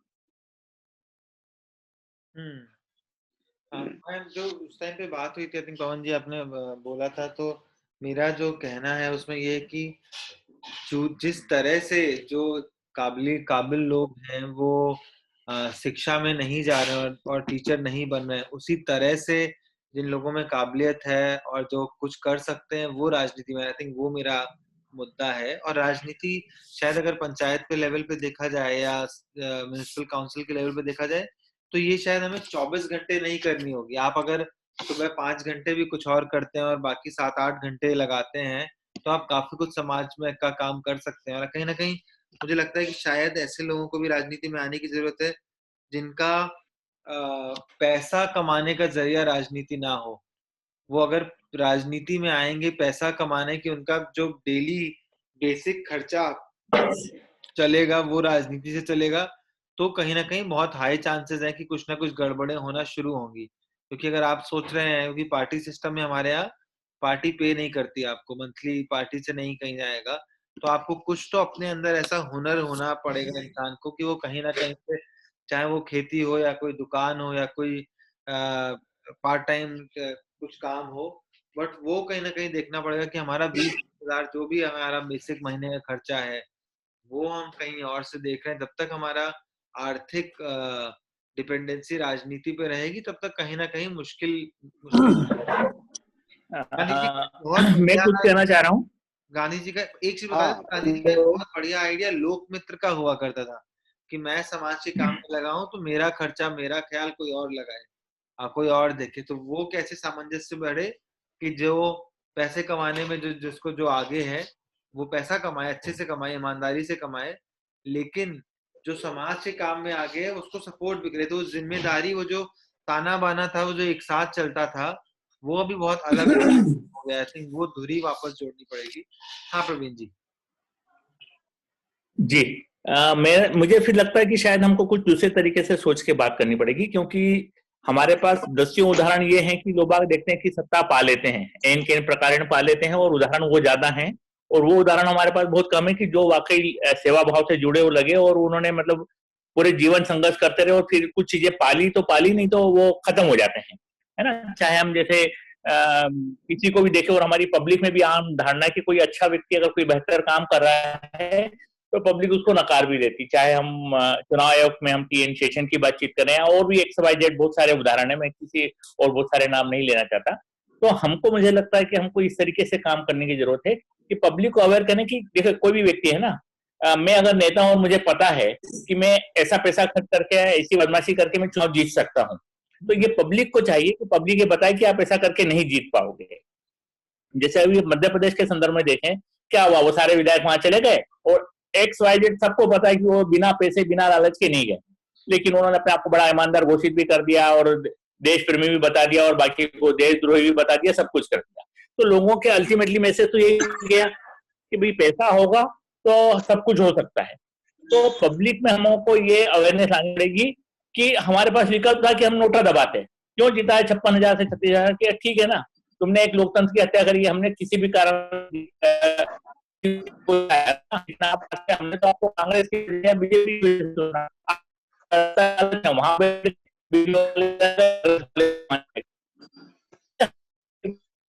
वो ये कहने लगे तो पार्टियों को ऑटोमेटिकली दबाव लगेगा कि हमको अच्छे लोग चुनने पड़ेंगे और हमको इसी बदमाशियां बंद करनी पड़ेगी, क्योंकि नहीं तो हम तो फिर ऐसी बात करते रहेंगे कि तुम सेवा करते रहो, बात करते रहो। और हमेशा ये होता है कि जब छोटे स्तर का जो व्यक्ति उसको हमेशा सेवा का घुटी पिलाने की बातचीत करते हैं, तो लोग बाग सोचते हैं कि भाई बाकी लोग तो अपना अपना मेवा खा के निकल गए और हमसे कहने की सेवा करो। तो इसीलिए जो लोग बाग जो हतोत्साहित होते हैं या परेशान होते हैं वो इसीलिए होते हैं कि भाई हम सेवा कर रहे हैं, हमने हमारा जीवन लगाया, हमने हमारा समय लगाया, लेकिन आप अपना राजनीतिक सत्ता जमाई और आपने जो आप बोल रहे हैं कि लोगों को लिंक में जोड़ो और वो मदद करेंगे, और वो फिर अपना कुछ न कुछ हिडन एजेंडा लेके आगे बढ़ गए। तो इसलिए मुझे लगता है कि क्रांति जो लानी पड़ेगी, पब्लिक को ये बात कहना पड़ेगा कि हमारे पास ये आ गया है नोटा, तो हम नोटे का बेहतर ढंग से उपयोग करें। कि हमको लग रहा है कि दोनों पार्टियों ने अगर ढंग का कोई व्यक्ति नहीं चुना है, तो हम दोनों बोले कि हम इनमें से दोनों नहीं चाहिए, और उसके बाद हम इसके लिए भी लड़ाई लड़ें कि अगर इतने प्रतिशत से ज्यादा नोटा होता है तो ये फिर चुनाव फिर से हो और दोनों लोग बाहर हो। नहीं तो फिर तो ये बातचीत है कि आपने तो अपनी सत्ता पूरी जीत ही ली है, कि भले 40% भी नोटा डल जाए लेकिन कोई 2 वोट से जीता तो बोलो आप उसको जीता हुआ मान लोगे। तो वो हमको शायद बात करने की जरूरत है कि हम कैसे इसके ऊपर बातचीत करें, क्योंकि ये बड़ी लड़ाई देख भी रहे ना कि इनके पास पैसे का इतना पावर है कि पूरी आपकी लड़ाई कितनी लड़ लोगे आप, आपको गांव से उठा के बाहर फेंक देंगे, आपका राशन बंद हो जाएगा, आपका सर्टिफिकेट बंद हो जाएगा, आपका स्कूल से ट्रांसफर ही कहीं और कर दिया। जो आप कह रहे हो कि आप अच्छे टीचर बन जाओ, तो आपने अच्छी अलग जगाने की कोशिश करी तो पता, आप बोले अच्छा ठीक है इसको 72 भेज दो या ट्रांसफर करके। अब बोले हमने तो व्यवस्था के लिए किया है, अब व्यक्ति का अपना परिवार है, घर है, तो वो सब चीजें हैं, तो वो भी हमको, इसलिए हम चाहते हैं कि पब्लिकली पूरी इस तरीके से बातचीत हो कि लोग बाग आएंगे, शिक्षा में भी आएंगे, पंचायत में भी आएंगे, लेकिन वो हमको पहले पब्लिक अवेयरनेस उस तरीके से बढ़ानी पड़ेगी जिसमें लोग बाग इस तरीके से चीजों को रखें और पब्लिकली उनको लज्जित करने की कोशिश भी करें कि यार ये तुमने गलत किया है। लेकिन वो तो अभी फिर बाय करके कारण उसी करके घूम ही रहे हैं सारे नेता, चाहे वो हम बंगाल की बातचीत कर ले, चाहे हम यूपी की बातचीत कर ले, चाहे मध्य प्रदेश की बातचीत कर ले, चाहे अभी बिहार का चुनाव भी हम देखें, तो कोई फर्क नहीं पड़ रहा, वो तो अपनी चमड़ी को और मोटी करते हुए चले जा रहे हैं और कुछ भी फर्क नहीं पड़ रहा। तो लोगों के पास मैसेज आप आई थिंक जो आपने बोला वो काफी आज की सच्चाई है कि अच्छे लोगों को वो नहीं मिलते हैं। मैं थोड़ा सा और आगे बताऊंगा 5-7 मिनट में कि हम कैसे इंडियन स्कूल ऑफ डेमोक्रेसी में हम कैसे देखते हैं इसको, और हम कैसे, और ये प्रखर जी हाँ, इस पर 1 मिनट में एक बात मैं थोड़ा सा, क्योंकि जो विषय उठा है जिससे वो ट्रैक से अलग ना हट जाए। वास्तव में आज की तारीख में ग्राम पंचायत में या इसमें या लोगों का क्यों नहीं लोग जा रहे हैं, ऐसा नहीं है कि गांव में नेतृत्व की कमी है। जैसे मैंने कहा ओपिनियन लीडर बहुत है गांव में, कम्युनिटी लीडर बहुत हैं, और सेवा भाव से कम्युनिटी लीडर लोग काम कर रहे हैं। गांव में एक लड़का खेल कूद का क्लब बनाता है, इतना होता है कि खेले कूदेगा और करता है। अभी लोग अपना पैसा लगा करके ये जो दुर्गा पूजा और ये सारी चीजें आती हैं, कितने कमेटियां बन जाती हैं रामलीला की, और लीडर खड़े हो हैं लीडर, तो लीडरों की, कम्युनिटी लीडर की कमी नहीं है गांव में, ओपिनियन लीडर्स की कमी नहीं है। लेकिन क्या वजह है कि लोग नहीं? पहली चीज ये है कि लोगों को राजनीति या इस तरह की चीजों से परहेज हो गया है। इसको अच्छा, परहेज हुआ क्या है? वास्तव में दिक्कत क्या है कि लोकतांत्रिक राजनीति का लोकतांत्रिक चरित्र नहीं है। राजनीति का आज की तारीख में दलतंत्री ये चरित्र बन गया है। अगर ये, चूंकि लोगों को दलीय राजनीति से की विकृति से परेशान है लोग, लोकतंत्र की राजनीति से नहीं परेशान है।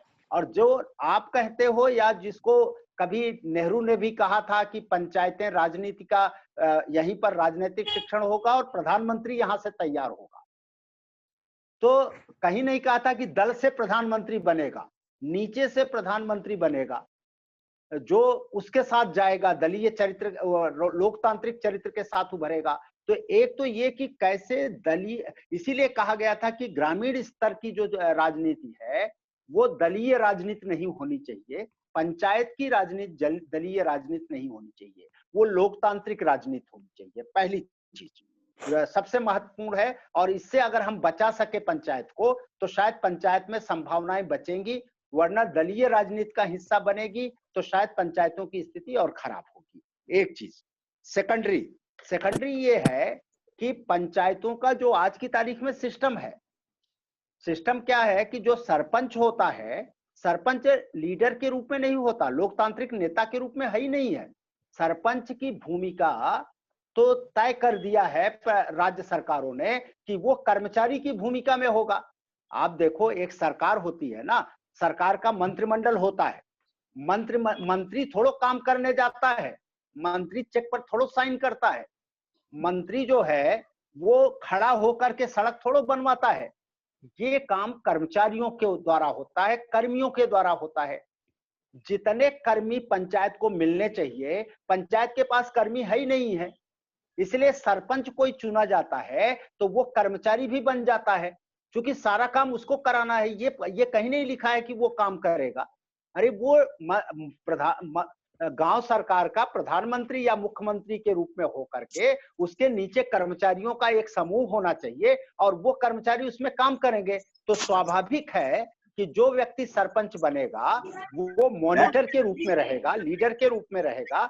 ये व्यवस्था जब बनती है तब जाके सरपंच का एक पद प्रतिष्ठा बढ़ती है और फिर उसके अंदर ये भी होता है कि उसको फुल टाइम जॉब नहीं होता। लेकिन केरल जैसे राज्य में जहां ऐसी व्यवस्था है, जहां सारे कर्मचारी जो हैं पंचायतों से या जो काम पंचायत को सौंपा गया उसके सारे कर्मचारी केरल में दे दिए गए हैं और इतना बड़ा उसका दायरा और इतनी बड़ी स्थिति है वहां पर कि जो सरपंच है वहां का या प्रधान अध्यक्ष है ग्राम पंचायत का, उसको फुल टाइम वहां देना पड़ता है।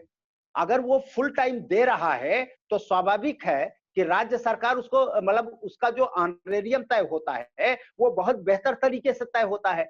वहां के सरपंच का जो ऑनरेरियम है वो 20,000 से ऊपर जाकर के होता है। तो आराम से वो अपना फुल टाइम दे करके भी काम करता है और तमाम उसके साथ कर्मचारी होते हैं जिससे सरपंच अपना सारा काम करवा रहा है। उसकी एक स्थिति है, सच में एक लीडर की स्थिति है, मैनेजर की स्थिति है। लेकिन उत्तर प्रदेश, मध्य प्रदेश या हरियाणा, इन सारी जगहों पर राज्य सरकारों ने सारे कर्मचारियों को एकदम से नष्ट कर दिया है, तो कोई कर्मचारी है ही नहीं। तो सरपंच ही नौकर बन गया है, सरपंच ही कर्मचारी बन गया है। ऐसे में जब उसका पूरा समय जाता है और कर्मचारी के रूप में काम करता है तो कहता है कि सेक्रेटरी से 1 रुपया ज्यादा हमको तनख्वाह मिलनी चाहिए। वो मानदेय सोच ही नहीं पा रहा है, वो तो कहता मुझे भी वेतन मिलना चाहिए और हमारे सेक्रेटरी से 1 रुपया ज्यादा मिलना चाहिए। तो अपनी तुलना अपने सेक्रेटरी से कर लेता है। तो ये इस पूरे परिदृश्य को खत्म करना होगा और जब तक, यही मैं कह रहा हूं, राज्य सरकारों के साथ क्या एडवोकेसी होनी चाहिए। अगर ये खत्म होगा तो एक पंचायत का सरपंच पद बड़ी प्रतिष्ठा का बनेगा, वार्ड मेंबर का पद भी प्रतिष्ठा का हो जाएगा, उसी हिसाब से काम बढ़ेगा और तब जाकर के लीडरशिप जो ग्रास रूट गांव की लीडरशिप है वो पंचायतों के प्रति आकर्षित हो। धन्यवाद। धन्यवाद प्रांजल। आई थिंक बहुत ही सुंदर और बहुत ही खूबसूरती से आपने बोला। कहीं ना कहीं जो मानदेय होता है, जो आई थिंक उससे फर्क तो पड़ता ही है और उससे भूमिका भी बदलेगी। मैं बस थोड़ा सा ऐड करता हूँ जो आपने बोला भी इससे पहले भी, कि कैसे हम देखते हैं कि अच्छे लोगों को कैसे और मजबूती मिले। आई थिंक तो एक चीज जो बड़ी हमने सीखी है पिछले 2-2.5 साल के काम में, कि शायद सिर्फ अच्छा होने से काम नहीं चलेगा राजनीति में, अच्छा होने के साथ साथ कौशल भी आना चाहिए। तो जो भी हमारे कार्यक्रम होते हैं उसमें हम 3 चीजों पे बहुत मजबूती से ध्यान देते हैं। पहला तो है कि आंतरिक बदलाव पे कैसे काम किया जाए, कि मेरी अपनी क्षमता है क्या सोच पाने की कि मेरे जो भी मैं कर रही हूँ उसका क्या असर होगा मेरे समाज पे, मेरे एक्शन का क्या रिएक्शन होगा, या मेरे अंदर क्षमता और सोच पाने की कि मेरा ध्येय क्या है। अल्टीमेट पर्पस सिर्फ चुनाव जीतना तो नहीं हो सकता, सरपंच बनना तो किसी इंसान का अल्टीमेट पर्पस नहीं हो सकता। कुछ ना कुछ तो सरपंच बन रही हूँ क्योंकि मुझे कुछ करना है। तो वो सोच, वो धारणा तो एक मेरे अंदर आए कि मैं क्यों बनना चाहती हूँ सरपंच, या मैं क्यों जाना चाहती हूँ राजनीति में। तो वो आई थिंक बड़ा फोकस रहता है कार्यक्रम में, पहली चीज उस पर रहता है। दूसरा जो बहुत बड़ा फोकस होता है वो कौशल पे है, कि समझ पाना कि मतलब जो ये राजनीति अगर हिस्टोरिकली कुछ जो आपने शुरू में प्रांत सर आपने बताया था, जो पूरा बैकग्राउंड दिया था बुद्धिस्ट काल से लेके और स्विट्जरलैंड का, अलग अलग जगहों का, उसको समझ पाना, उसको एक देख पाना कि एक बड़े वैश्विक ढांचे पे वो कैसे बन के आता है। जो आज मैं यहाँ पे कर रहा हूँ उसका असर, उसके डिसीजन जो आज यहाँ लिए जा रहे हैं, इनका असर कहीं और से हमने सीखा है या कहीं और इसका असर होता है इसलिए आज हम करें, तो वो हम देख पाए कि वो जुड़ाव क्या है राष्ट्र स्तर पर, राज्य स्तर पर और एक गांव के स्तर पे, वो तीनों स्तर पे क्या कनेक्शन है वो समझ पाए। लोकल गवर्नेंस को हम और बेहतर मैं और उसके अलावा, एक मिनट मैं बस एक लोगों को म्यूट कर दूं जो बीच में डिस्टर्ब हो रहा है। हाँ, तो आई थिंक वो एक बहुत बहुत मजबूती से उस पर फोकस रहता है। संविधान क्यों बना, कैसे बना, उसके पीछे क्या जो बहस हुई, लैंग्वेज पे क्या बहस हुई, रिलीजन पे क्या बहस हुई, उसके जो भी पीछे की चीजें हैं उस पे कैसे आए, वो अच्छे से हो। साथ में वो स्किल बिल्डिंग भी हो कि अगर आपको एक अच्छी टीम बनानी है तो उसके लिए क्या करना है, कैसे करना है। आपको अगर फंड रेज करना है, अगर अपनी पंचायत में आपको लगता है कि भाई सरकारी तो पैसा इतना ही मिलेगा मुझे, लेकिन मुझे और भी तरीकों से पैसा लेके आना है, तो CSR का पैसा कैसे ला सकते हो, और जगहों से क्या क्या चीजें कर सकते हैं, उसके बारे में और गहराई से पता हो। चुनाव जीतने से पहले जो स्कीमें होती हैं, उन स्कीमों को कैसे आप अपने इलाके में लगा सकते हैं, तो उसके बारे में भी बहुत सारी जानकारी होगी। सोशल मीडिया आजकल एक बहुत बड़ा रोल प्ले करता है, तो उसको और गहराई से समझना कि उसका इस्तेमाल कैसे करना है, ये रहेगा। और तीसरा जो आई थिंक प्रवीण जी आप बोल रहे थे, साथ में नहीं रहते, उनका ट्रांसफर हो जाता है, जो अच्छे लोग अच्छे से काम कर रहे हैं इधर से उधर भेज दिया जाएगा, उस पर बहुत स्ट्रांग फोकस है। क्या हम एक ऐसा समूह, एक ऐसा संघ बना सकते हैं जहाँ पे मुझे पता हो कि वो मेरे साथ में खड़े रहेंगे, चाहे वो जिस भी पार्टी से हो। तो वो समूह कैसे बनाया जाए, वो अच्छे लोगों का एक समूह कैसे बने, क्योंकि आई थिंक वो किसी ने बड़ी अच्छी किताब हिंदी में थी, हम भ्रष्टन के भ्रष्ट हमारे, और वो आई थिंक काफी सही पंक्ति है। आई थिंक भ्रष्ट लोगों को ढूंढना है तो बड़ा इजी हो जाता है, आपको नेता भी कोई मिल जाएगा, मीडिया में भी कोई मिल जाएगा, लॉयर भी मिल जाएगा जो सच का झूठ, झूठ का सच करना चाह रहे हो। और अच्छे लोगों को अगर सच अगर देखा जाए तो बड़ा मुश्किल है वो समूह बनना, तो एक बहुत बड़ा फोकस है कि वो कैसे किया जाए। तो वो है आई थिंक मेरी एक बड़ी दरख्वास्त आप लोगों से ये रहेगी, सागर अगर आप लिंक या कुछ शेयर कर सकते हैं उसका प्रोग्राम का तो अच्छा रहेगा। मेरी एक बड़ी दरख्वास्त ये है हम सभी लोगों से कि एक हमने अभी अपना कार्यक्रम शुरू किया है जिसका नाम है द गुड पॉलिटिशियन। और द गुड पॉलिटिशियन बेसिकली जो sorry the good politician basically उसका काम जो एक प्रोग्राम है, ये 9 महीने का कार्यक्रम है जिसमें हम 7 हफ्ते का रेजिडेंशियल होता है, आवासीय होता है, जहाँ पे हम साथ में रुकेंगे, अलग अलग ओवर द ईयर होता है। पहला 3 हफ्ते का होगा, उसके बाद 4 महीने आप अपने कार्य क्षेत्र में काम करेंगे, फिर 2 हफ्ते के लिए आएंगे, फिर 4 महीने वापस जाके अपना काम करेंगे, और फिर 2 और हफ्ते के लिए होगा। और जब आप 4 महीने अपने कार्य क्षेत्र में होंगे तब भी वीकली उसमें कॉन्वर्जेशन, बातचीत होगी। और जो ये 3 हफ्ते के रेजिडेंशियल्स हैं, आवासीय हैं, जो साल में 3 बार हो रहे हैं, जैसे वो अलग अलग भारत के अलग अलग क्षेत्र में होंगे। पहला जो होगा वो दिल्ली और उत्तर प्रदेश में होगा, दूसरा मुंबई और महाराष्ट्र के कुछ गांवों में, और तेलंगाना, हैदराबाद में होगा, तीसरा जो शुरू होगा वो बैंगलोर से शुरू होगा, वहाँ केरला में फिर कुछ समय बिताएंगे, और कन्याकुमारी विवेकानंद रॉक मेमोरियल पे खत्म होगा।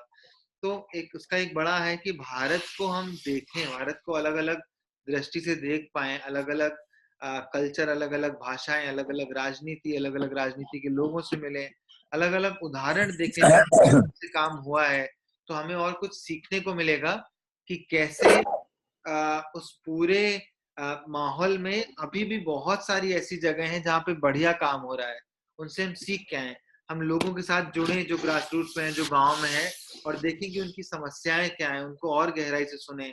और इस तरह से पूरा इसका एक ढांचा बनाया गया है। पूरा जो ये कार्यक्रम है वो प्रैक्टिशनर वाले लेंस से होगी, प्रांत सर जैसे और लोग भी होंगे, बहुत सारे MP MLAs हैं जो गेस्ट फैकल्टी होंगे, अक्रॉस पार्टी लाइन से होंगे, तो विविध पार्टी से मिलेंगे, बीजेपी, कांग्रेस, JDU, अलग अलग पार्टी के लोग होंगे जो आके वहां पे गेस्ट फैकल्टी होंगे।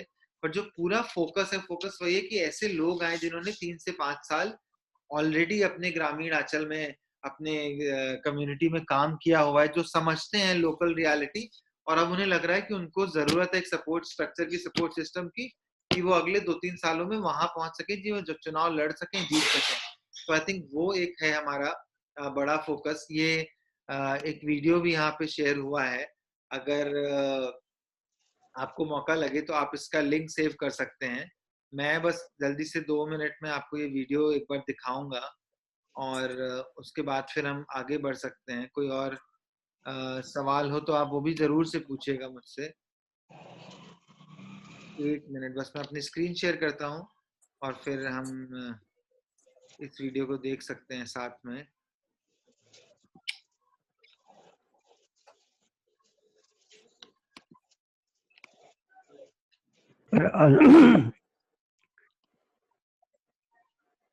हेलो। क्या आप ऐसे राजनेता बनना चाहते हैं जो इस देश की दशा बदल सकते हैं? क्या आप लोकतंत्र को सबके लिए उपयोगी बनाना चाहते हैं? क्या आप ऐसे नेता बनना चाहते हैं जिसमें नैतिक साहस और कल्पना हो? इंडियन स्कूल ऑफ डेमोक्रेसी प्रस्तुत करता है द गुड पॉलिटिशियन प्रोग्राम, जो सिद्धांतवादी जमीनी राजनीतिक नेताओं को प्रशिक्षित करता है। 9 महीने का योगात्मक प्रोग्राम 50 नेताओं को एक राजनीतिक यात्रा पर चलने के लिए साथ लाता है। 7 हफ्तों का आवासीय या रेसिडेंशियल और उसके साथ जमीनी कार्य फील्ड टाइम के दौरान लगातार ऑनलाइन सहायता। इस प्रोग्राम को सक्रिय राजनीतिक कार्यकर्ताओं और अभ्यासकर्ताओं के लिए बनाया गया है। इसके लिए आपको अपना कार्य क्षेत्र छोड़ने की जरूरत भी नहीं है। यह प्रोग्राम 3 चीजों पर जोर देता है: राजनीतिक कौशल जैसे संवाद, चुनाव प्रबंधन, संविधान की समझ आदि, स्वयं पर काम करना, इस यात्रा के लिए आंतरिक दृढ़ता का निर्माण, एक ऐसा समुदाय जहां सभी भारत की सेवा के लिए तत्पर। राजनीतिक यात्रा की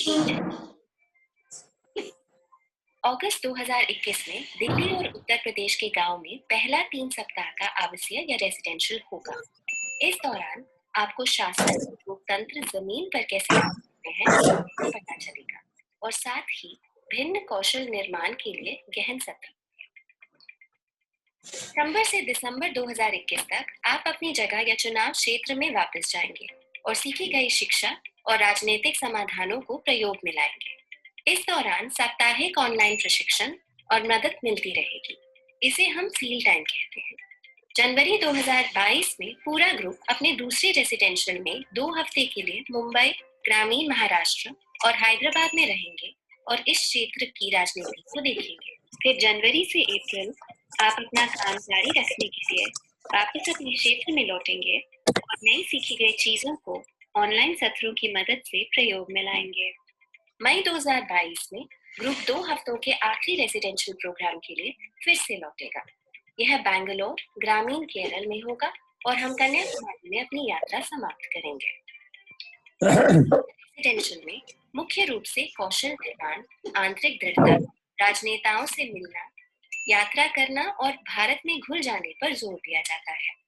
जमीनी कार्य या फील्ड टाइम आपके अपने क्षेत्र में राजनीतिक समस्याओं के समाधान ढूंढने और क्षेत्रीय सहभागिता के निर्माण पर केंद्रित रहता है। प्रोग्राम में आपकी राजनीतिक महत्वाकांक्षाओं की पूर्ति के लिए विशेष पाठ्यक्रम और शिक्षकों के रूप में सभी पार्टियों के नेता होंगे। दुनिया के सबसे बड़े लोकतंत्र को राजनीतिक पदों पर महत्वपूर्ण निर्णय लेने के लिए अपने सबसे उम्दा दिल और दिमाग की जरूरत है। भारत की जरूरत है कि आप एक सिद्धांतवादी राजनीतिक नेता बने। आज ही द गुड पॉलिटिशियन प्रोग्राम के लिए आवेदन करें।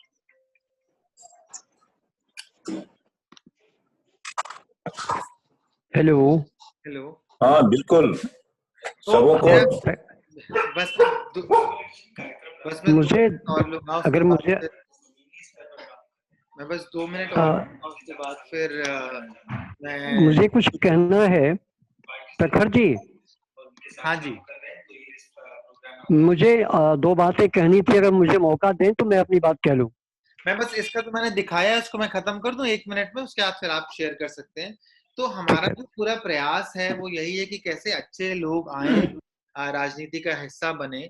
और ये बहुत कठिन चीज है, ये हमें भी पता है, ये बहुत कठिन है। जैसे कुछ लोगों ने शेयर भी किया और प्राण सर भी शेयर कर रहे थे कि शायद अभी बहुत काम की जरूरत है और बहुत सीखने की जरूरत है। तो हम ये नहीं बोल रहे कि हम एकदम परफेक्ट है, हमको आ गया है कि कैसे चुनाव जीतना है या वो क्या करना है, बट प्रयास ये है कि क्या कुछ लोग साथ में आना शुरू करेंगे। और मेरे लिए आई थिंक बहुत बड़ा इंस्पिरेशन या जहां से मुझे ऊर्जा मिलती है वो आजादी की लड़ाई है।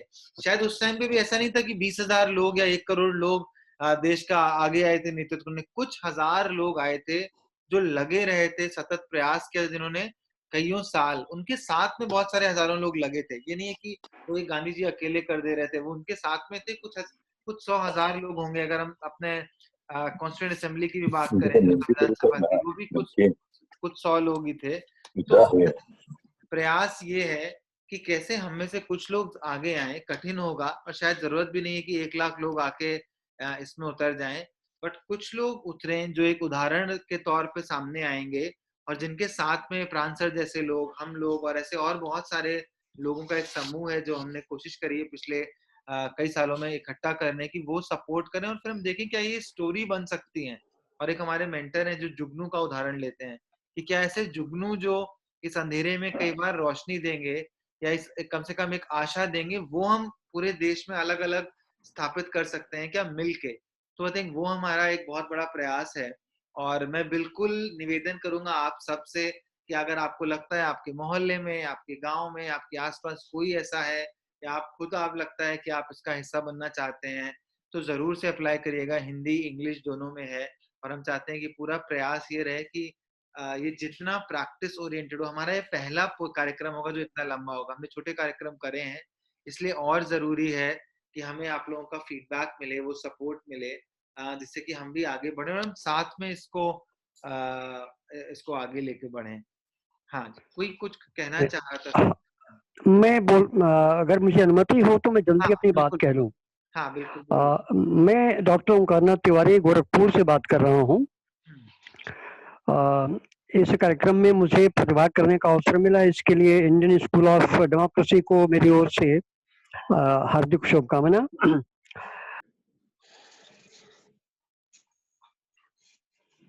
बहुत बहुत धन्यवाद जी। हाँ बताइए, आप कुछ कहना चाह रहे थे? हाँ, सुनने का अवसर मुझे बहुत मिलता है और जो जिस गहराई से बात करते हैं वास्तव में वो हम सभी लोगों के लिए काफी प्रेरणादायी होता है। मुझे 2 बातें कहनी है, बहुत जल्दी कहनी है। हाँ जी। जमीनी स्तर पे जब काम करने की बात आती है तो वास्तव में मानना पड़ेगा कि हमें जमीन पे बहुत नजदीक से जाके वहाँ के परिवेश को वहाँ के पर्यावरण को, वहाँ के मनोविज्ञान को समझना पड़ेगा। मुझे ऐसा द्रष्टव्य होता है कि डेमोक्रेटिक कल्चर जिसको हम चाहते हैं इम्बाइब करना या नीचे तक पहुंचाना, जिन लोगों के साथ मुझे काम करना है, जिन्हें आप किसी भी नाम से कह सकते हैं, मतदाता कह सकते हैं, प्रतिभागी कह सकते हैं, जनभागी कह सकते हैं, कुछ भी नाम दे सकते होंगे आप। उनके मस्तिष्क में यह कल्चर पैदा हो कि वो डेमोक्रेसी के या उस सिस्टम के सबसे महत्वपूर्ण अंग हैं। उनके पास निर्णय का जो आधार है, अधिकार है, यह वास्तव में दिशा को बदल सकता है। इस बातों को उनके मन में डालना सबसे बड़ा कार्य है, नंबर 1। नंबर 2 ये है कि जब भी हम गांव की बात करते हैं, जो तंत्र हमारा हमने विकसित किया है संविधान की व्यवस्था के माध्यम से, हम आदर्श की बात बिल्कुल नहीं करना चाहते, मैं बिल्कुल व्यवहार की बात करना चाहता हूँ। जो हमारी न्याय पंचायतें हम या जो भी आप नाम दें उनको, पंचायती राज व्यवस्था में जो लोग बैठे हुए हैं, नियमित रूप से उनकी सहभागिता किस प्रकार से होनी चाहिए उस गांव के विकास के लिए या वहां के इलाके के विकास के लिए, सम्यक रूप से वो इस बात को महसूस कर ही नहीं पाते हैं या अपने अधिकार का प्रयोग ही नहीं कर पा रहे हैं। इसमें एक बहुत बड़ी बात ये आती है कि एपैथी डेवलप हो चुकी है, एपैथी जिसको हम कह रहे हैं। कारण कौन से हैं ये हम सभी को ज्ञात है। मुझे इन 2 बिंदुओं पर आपके ध्यान में बात डालनी थी कि मुझे वहां पे गहराई से काम करना होगा और मुझे उसको ध्यान देना चाहिए। ये मेरा अनुरोध है। मैं आपके साथ हूँ, मेरा सौभाग्य होगा। धन्यवाद। बहुत बहुत शुक्रिया। प्राण सर, आप कुछ कहना चाहते हैं फिर, क्योंकि 6:35 हो गया है तो हम लोगों का और समय नहीं लेंगे। बट अगर आप कुछ भी आपको और बात करनी है तो आप यहाँ पे लिंक्स भेजें, जरूर से इनको सेव करिएगा। मैं अपना ईमेल भी लिख दे रहा हूँ कि अगर आपको और मेरे से कुछ बात करनी है तो मैं अपना ईमेल और फोन नंबर दोनों यहाँ पे लिख दूंगा। सागर, आप लिख सकते हैं क्या? मैं अपना ईमेल तो मैंने लिख दिया, फोन नंबर भी मेरा लिख दीजिएगा। तो प्राण सर, आपको कुछ शेयर करना है? नहीं, बढ़िया है, क्योंकि अभी हम लोग एक प्रयास कर रहे हैं कि जो उत्तर प्रदेश में पंचायत का चुनाव हो रहा है और अगले कुछ महीनों में 7 राज्यों में होने जा रहा है, उस पंचायत चुनाव में सदस्यों को लेकर के, जैसे मैं बार बार कहता हूं कि पंचायत सदस्यों से बनती है, तो सदस्यों को लेकर के हम लोग उनके ओरिएंटेशन का और चुनाव से पहले एक कोशिश कर रहे हैं कि कम से कम उनके अंदर इतनी अवेयरनेस आ जाए, जिस पद के लिए वो खड़ा होना चाहते हैं या जिस पद के लिए वो चुनाव लड़ना चाहते हैं, वो पद क्या है और उनका दायित्व क्या होगा उसमें। एक तो ये है। सरपंचों पर हम लोग भी उनको भी बताएंगे, लेकिन वास्तव में ये पहली कोशिश आप लोग करने जा रहे हैं कि जो सरपंच पद के लिए या प्रधान पद के लिए जो लोग खड़े होने जा रहे हैं उनको भी प्रशिक्षित करने का। तो अभी तो जैसे मैंने आपसे वैसे भी कहा था कि ये समय शायद इन राज्यों के लिए अनुकूल नहीं है, क्योंकि इनके यहाँ तो 4 महीने बाद चुनाव होने जा रहे हैं। और बहुत सारे राज्यों में अभी कुछ दिन पहले चुनाव हो चुके हैं। तो इंडियन स्कूल ऑफ डेमोक्रेसी को कुछ ऐसे भी पाठ्यक्रम बनाने चाहिए, जैसे जो लोग चुनाव, क्योंकि ट्रेनिंग तो दे रही है, गवर्नमेंट के स्तर पर ट्रेनिंग हो रही है, लेकिन वो ट्रेनिंग अपने आप में पर्याप्त होती नहीं चुनाव के बाद पंचायत प्रतिनिधियों की। और चुनाव से पहले की अभी जो 4 महीने का समय है, उसमें अगर एक अल्पकालिक कोई इस तरह का कार्यक्रम बनाया जा सके कि जो लोग इस तरह का चुनाव लड़ना चाहते हैं, सरपंचों का या प्रधानों का, उनको भी आमंत्रित किया जाए। वार्ड मेंबरों के लिए तो हम लोग कर रहे हैं, उसमें बहुत बड़े अभी उसकी जरूरत नहीं है, लेकिन जो सरपंच है वो जरूर जिम्मेदारी का है। तो उसके लिए हफ्ते 10 दिन का कोई अगर इस तरह का कैप्सूल बनाया जा सके कि जो लड़ना चाहते हैं उनको बेसिक जानकारी तो उसके पहले हो जाए, अगर ये कर दिया जाए तो मेरे लिए क्या अच्छा, ज्यादा नहीं, अगर 150 पर ही प्रयोग किया जा सके तो कम से कम आगे आने वाले समय में उदाहरण बन सकता है, एक रास्ता खुल सकता है। इस तरह का अगर किया जाए तो अच्छा रहेगा। बाकी जो ये है, और उसमें अभी कितने लोग, ये संदेश तो ये अच्छा प्रयास है जो 9 महीने का आपका है। निश्चित रूप से जिनके पास इस तरह का अवसर बनेगा और परिस्थितियां बनेगी, वो जरूर उसके साथ जुड़ेगा। बहुत बहुत शुक्रिया सभी का, और सर आपका भी कि आपने हमें भी, आपसे जितनी बार बात होती है कुछ ना कुछ सीखने को ही मिलता है, और हम आगे भी बात करते रहेंगे। तो बहुत बहुत शुक्रिया सभी लोगों का जो आए, समय निकाला संडे शाम को। कुछ भी अगर है और आपको बात करनी है, कुछ अगर आपके पास फीडबैक है कि हम और बेहतर कैसे कर सकते हैं, कोई युवा आपको दिखता है आसपास जो इसके लिए आपको लगता है रेडी है या आप रेडी हैं, तो जरूर से बताइए हमको। हमारा फोन नंबर, ईमेल आईडी सब कुछ है यहाँ पे। बहुत बहुत शुक्रिया और बहुत बहुत धन्यवाद सभी का ज्वाइन करने के लिए। हम हैं यहाँ, कुछ भी करेंगे साथ में ही करेंगे। प्रखर जी थैंक यू वेरी मच, बहुत बढ़िया आपकी बात भी रही। और जो आप जैसे जुगनू का जिक्र किए हैं, वैसे ही हम खरगोन और बड़वानी में भी कुछ जुगनू हमने चयन किए हैं। तो ये एक और ये सेगमेंट जो आप बातचीत कर रहे हैं, हम इसके साथ जरूर जुड़ने की बातचीत करेंगे। तो उसके लिए मैं आपसे अलग, आपने नंबर दे दिया तो मैं आपसे चर्चा करूंगा और फिर हम प्लान करते हैं कि कैसे हो सकता है। बिल्कुल प्रवीण भाई, बिल्कुल। बहुत बहुत शुक्रिया सभी लोगों का, धन्यवाद। Thank you, thank you. आपका भी सही धन्यवाद सर। बहुत बहुत धन्यवाद सारे लोगों का। प्राण सर को भी धन्यवाद। लेकिन हम ये बोलना सर, आवाज जा रही है? हाँ, सुनाई पड़ रही है, सुनाई पड़ रही है। जी सर, प्राण सर से आग्रह होगा कि ये बहुत छोटी अवधि के लिए चर्चा हुई। इस तरह के चर्चाओं को समय चाहिए। सारे लोगों को के मन में कुछ बातें हैं, बातें निकलेंगी, अच्छी अच्छी बातें निकलेंगी, सीखने का मौका मिलेगा। मेरा कहना है कि इसमें थोड़ा समय लिया जाए, और ये 1 घंटे 1.5 घंटे की चीज नहीं है, तो समय बढ़ाया जा सकता था। हम लोग 7 बजे तक भी इसको कर सकते थे। खैर आज नहीं, कभी भी हो तो समय बढ़ा करके रखा जाए तो ज्यादा। धन्यवाद सर। बहुत बढ़िया, धन्यवाद। शुक्रिया जी।